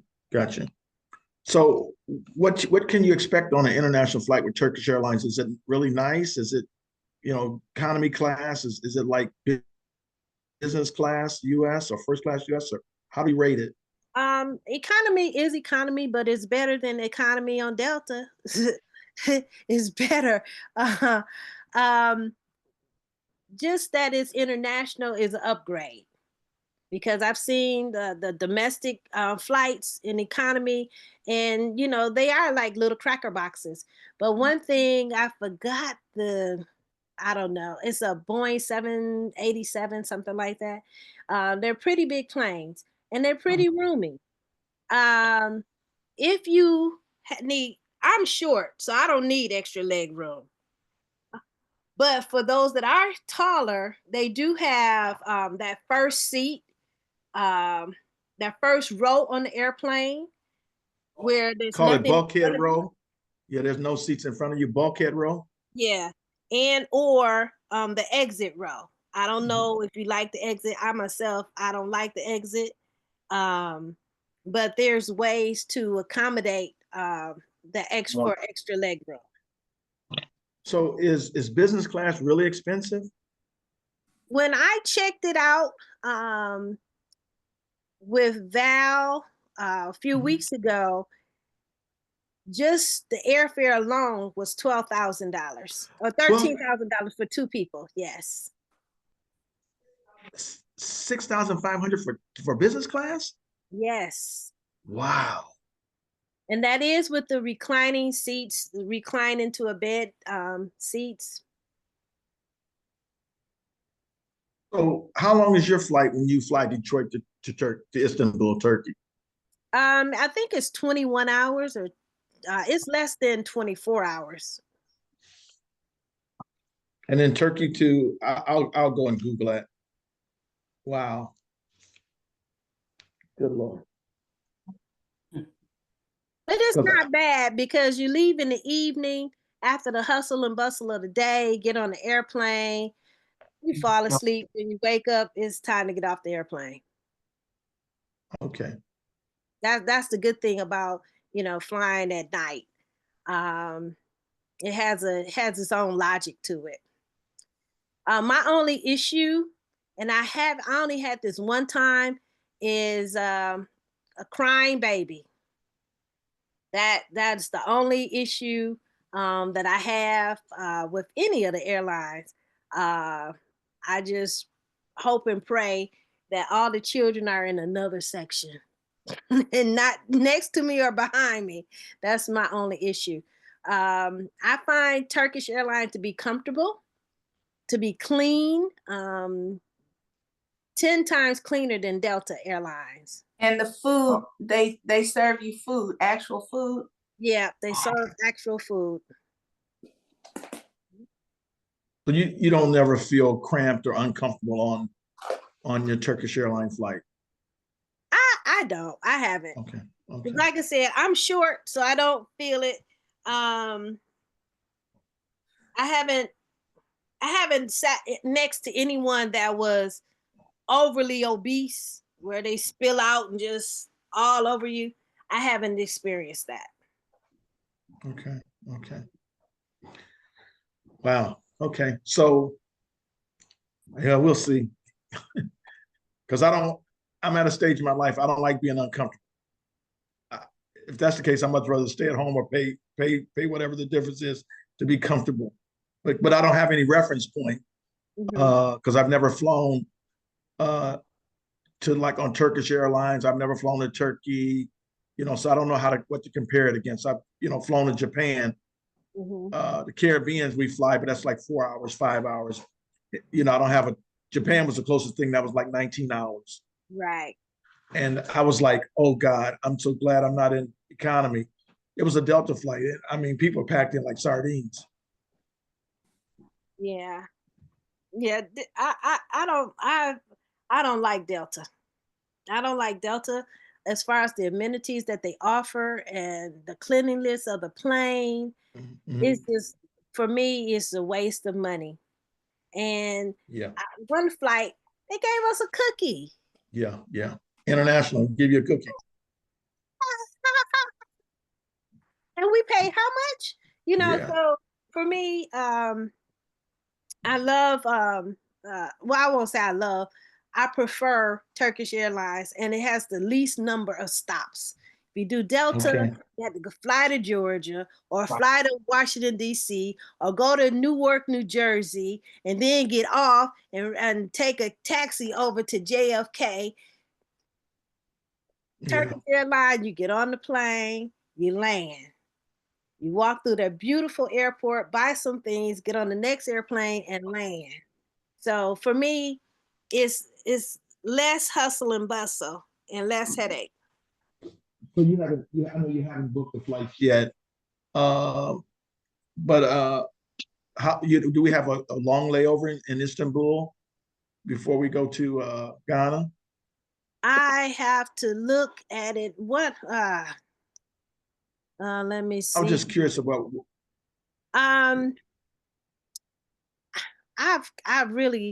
I looked at so many different flights. Oh, that's okay. You don't have to look at it right now. Then I was just curious if we got like a 9-hour layover or something like that. I think in one of the flights was a long layover, which gives you an opportunity to actually tour Istanbul for the day. But I believe on our flight, I think it's just 4 hours. The one I'm looking at, I think it's 4 hours, which gives you enough time to get off your airplane, right, walk through to your gate, maybe get something to eat, and you're ready to get on the next plane. Because that airport is big. Okay. It is huge. Okay. So, digital camera, make sure you bring a camera so you can create those lasting memories. I strongly suggest that you get an unlocked portable Wi-Fi box or make prior arrangements with your phone company to roam internationally, which can be expensive.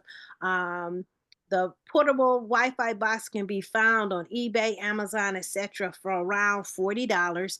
And this will enable you to have internet access with a local service and make calls back home from your phone and or your laptop.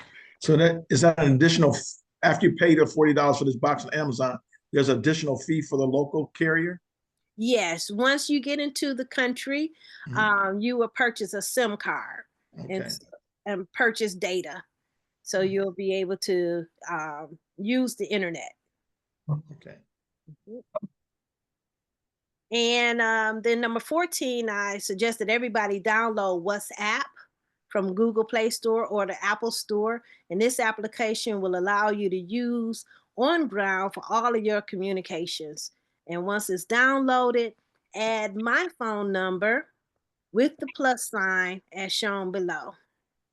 Remember to bring your portable battery. Quick question about WhatsApp. We have WhatsApp, but do we need local phone services in order for it to work? Say that again. We have WhatsApp on our phones, but for our phone to work, do we need local phone service? The internet service. On the internet. Okay. So I have that on with number 13 then. So Okay. when you purchase your SIM card and data, then you'll be able to utilize anything that's connected to the internet. Okay. Can that Wi-Fi box be used for both Val and I, or just one person per box? Yeah, no, I think depending on the box you get, up to 10 people can be logged on to it. Okay.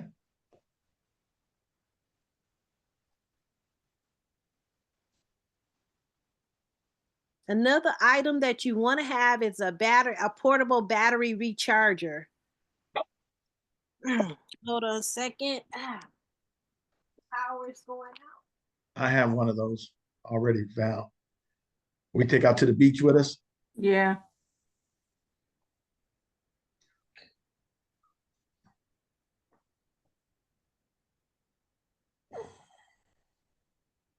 Hold on just a moment. I have to plug in my laptop. Yeah, Anita, I have a portable battery. You can put several devices on it too at one time, and it recharges.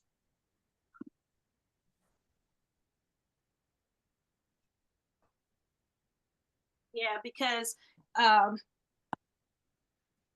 we'll be in remote places, and the last thing you don't want is not to be able to communicate.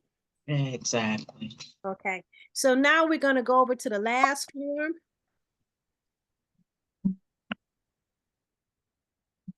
Which is application.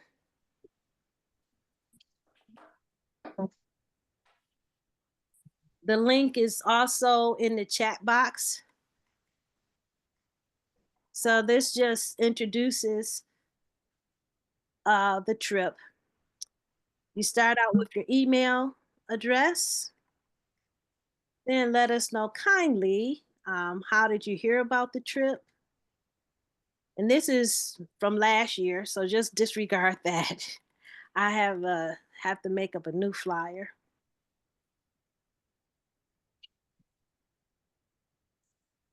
Do both of us have to fill out separate applications? Yes, each person has to fill out their own application. Okay. And I'll show you why in just a moment. Mhm. But this is a picture that I took in 1997, the city on stilts, Lake Gambier in Benin. So that's sort of where that is where we're gonna be going. This is when we were in Kamasi, and she was showing us how to make fufu and smoked fish. This is me and my students in Cameroon. Okay. And this is just a video of, let me see, does it play? Okay, maybe on your thing, you can get it to play. Cause yeah, I think I'm in edit mode. Is that the registration application? Yes. Yeah, I see that form here. Yeah, so you're, writing your name as it is on your passport, because I'm going to extract this information to write your Letters? your letters.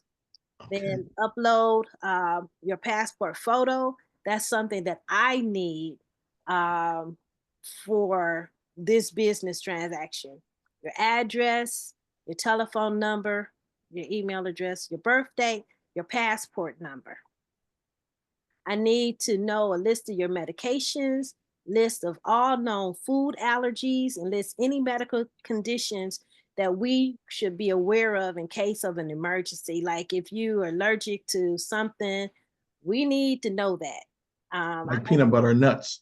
Yeah, I don't want you to eat something and start swelling up and, I don't know what, but if I know that you have a peanut allergy, then I can inform the officials of what's going on. Contact people for emergency sake, their name, their phone number, area code, and their email address. If anything happens, we want to be able to contact your emergency contacts immediately. That's something that's very necessary. This goes over the price of the trip, which is $6,500, which includes the airfare, ground transportation in all 3 countries, hotel accommodation, 2 meals per day, entries to all events, as well as the interpreter. What it does, Okay, single room. Okay, there we go. what it does not include is visas from the embassies. Oops. Okay. Well, anyway, I'll make that correction.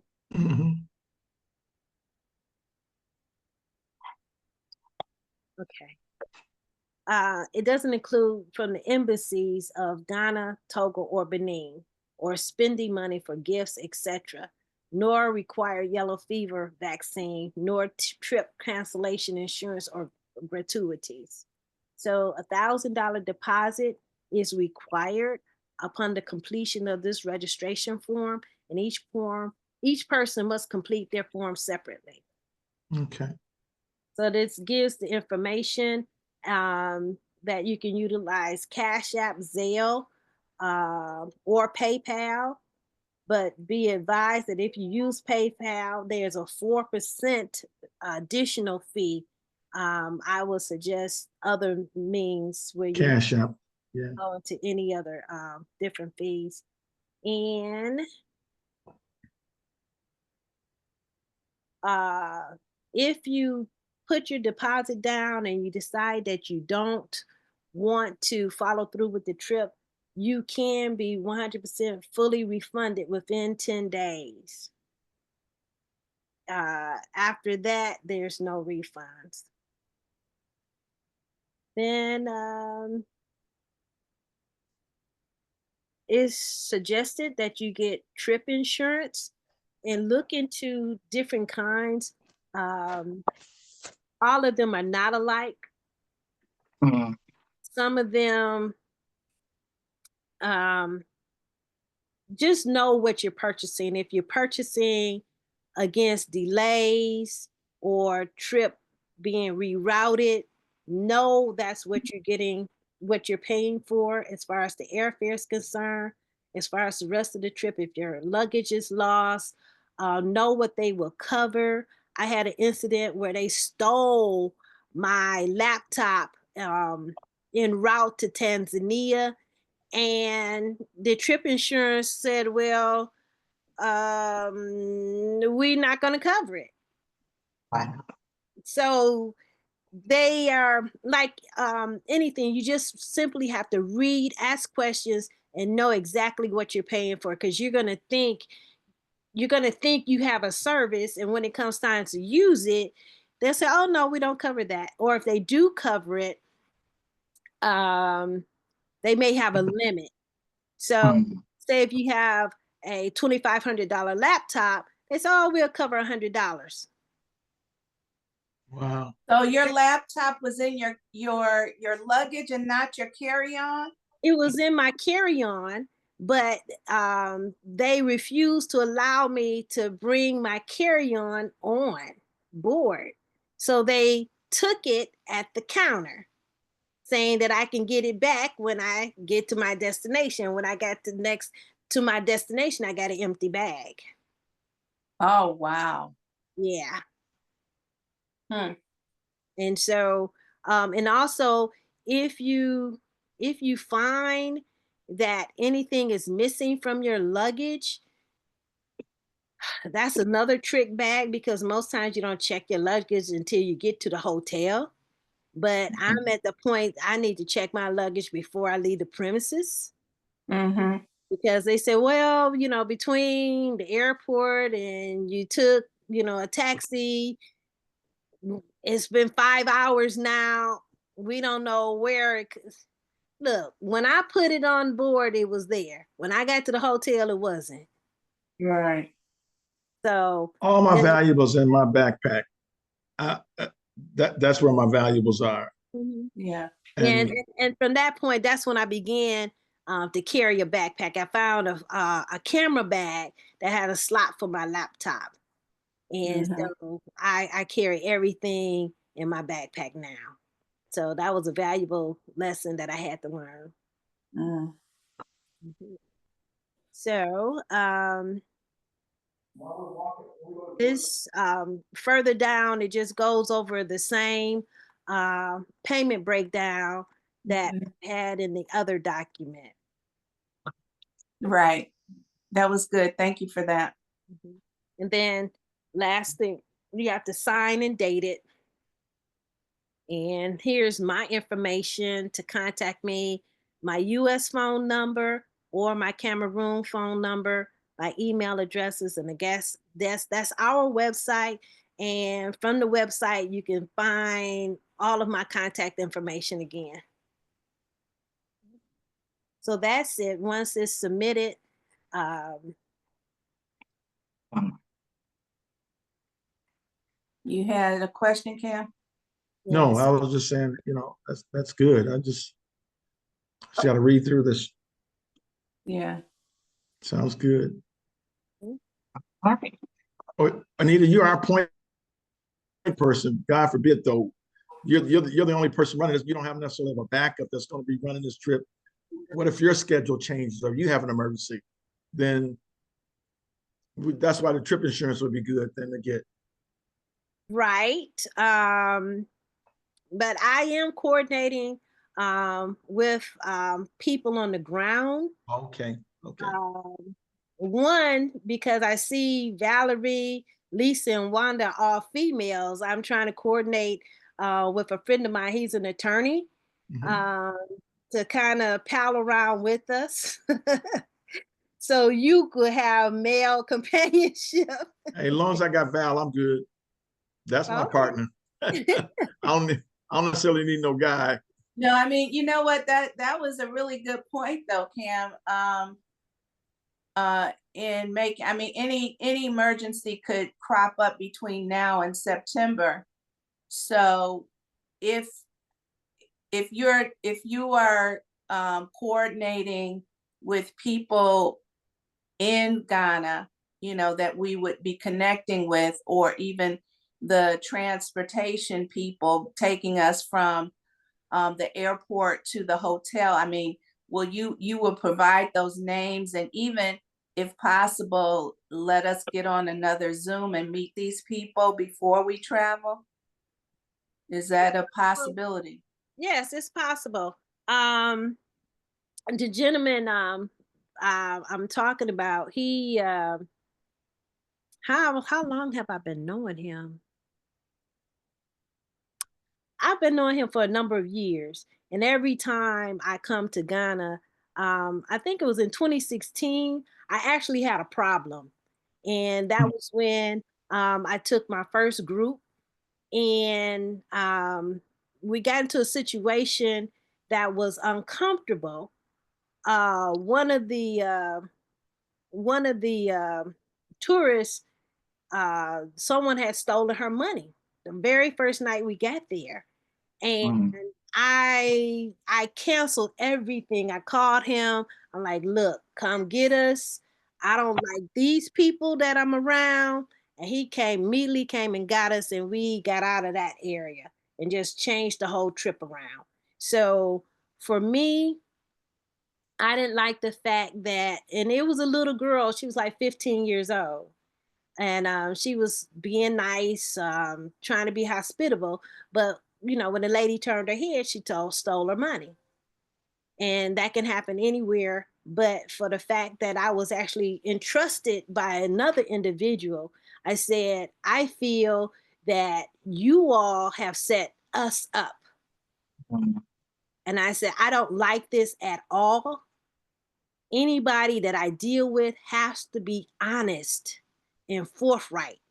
I know situations will happen, but you do not put someone around me that I think we can trust, and that's the very person that's going to steal from us. No.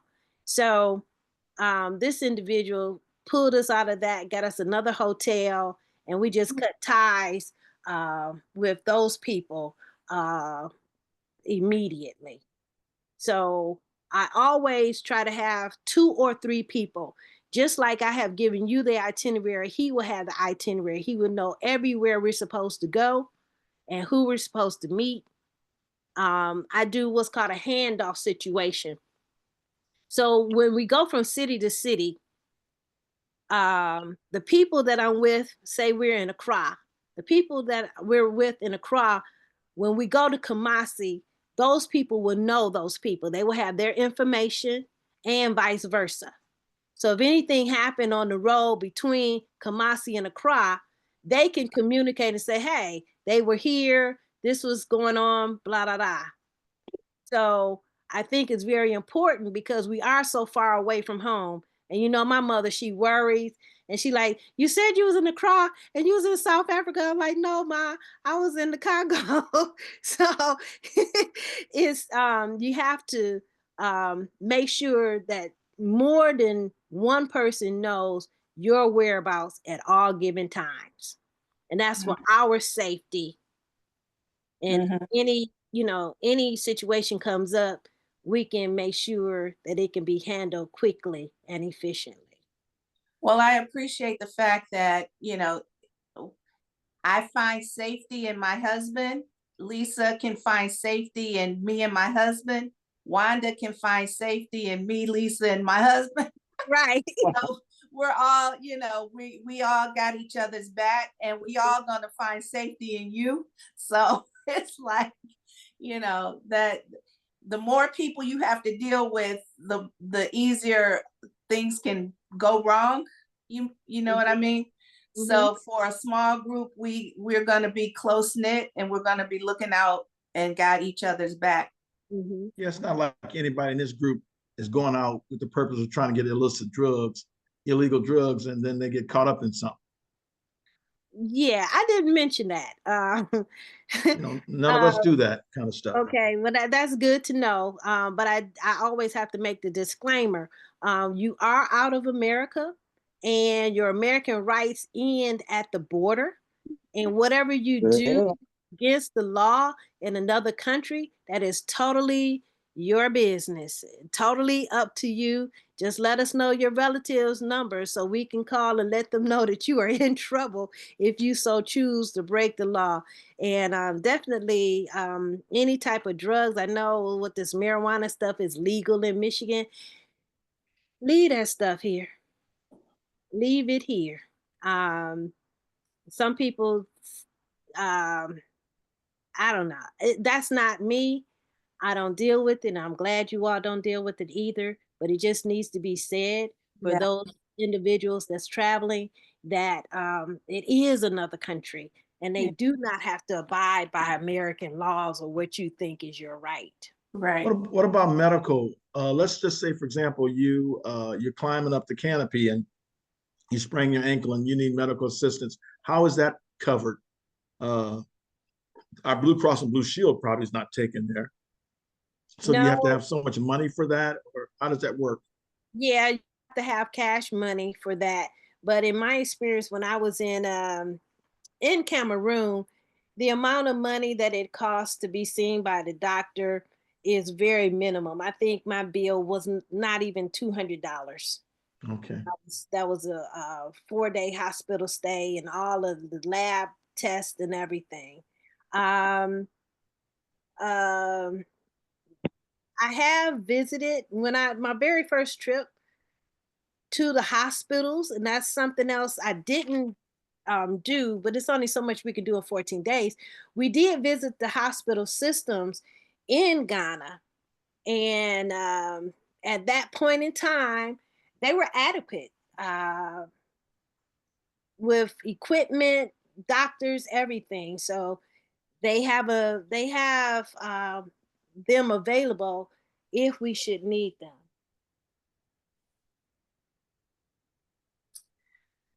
Well, I think you've covered everything, Anita. I appreciate the time, and we definitely are going to review all the paperwork and start mapping out our timeline as to what, you know, when things need to be done, completed, deposits made, and so on and so forth. So,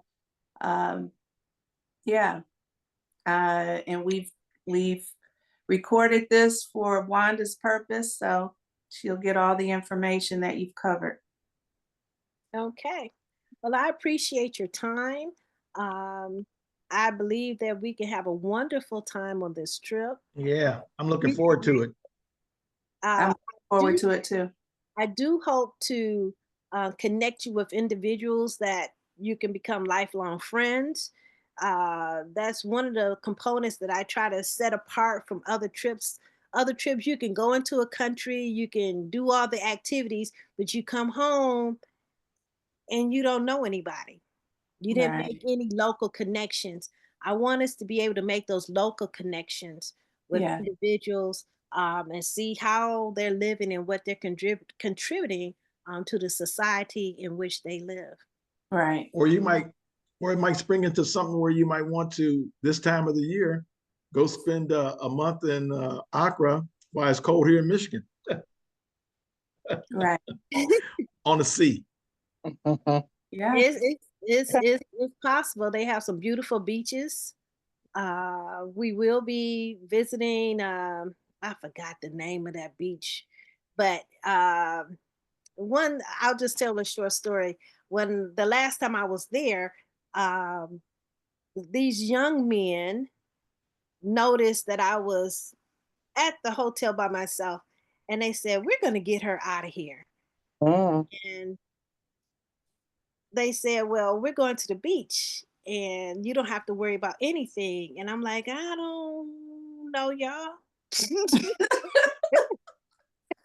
Look, I'm from Detroit. I don't trust easy. And they said, "Our sister is coming. She's bringing food. We're going to have a good time at the beach. You're not going to sit in this hotel." And it was on a Sunday, right? So I said, "Well," I said, "I don't have anything to do." So I went with these young men, and I actually got to meet one of the famous soccer players. And the sister came, like he said, with the food. And we stayed there all day, and the sun was going down. And I'm thinking, okay, it's time for us to go now. That beach lit up. And from one end of the beach to the other, it's just like people just came from out of nowhere. And the music was blaring. And there was just a big beach party. And you go from, restaurant to restaurant to dance and eat. And we just had a good time until about midnight that night. Do you have And your that was, mosquito repellent on, or the drinks over? I don't remember getting bit by any mosquitoes at that time. Not off the beach, huh? That water. Uh-uh. Okay. And okay, I'm putting it. Oh, well. Anyway, And she lived to tell about it, right? it was some beautiful people. They were young guys, and they said, "We're not gonna let this old lady sit in the hotel room." And they were just wonderful friends, and I stay in contact with them. And there's some of the individuals that I'll be introducing you to when we do return to Ghana. Nice. Without a plan. Are you excited, Lisa? I am. Yeah, because I wanted to go, but I was kind of trying to figure out how to go because I really thinking at one time go by myself, and a couple of people said, no, you don't want to go that far away from home by yourself. Right. And then I thought about all the safety reasons. I probably get there. Oh, I can go by myself and then stay in the hotel half the time. What fun would that be? So Right. I Right. did the group. Praise ye the Lord. Look at God. Yeah. The first time, I always suggest that you go with a group. You can get to know the lay of the land, get to know some people, make some connections. And then the next time, if you want to venture out, you know about what you want to do.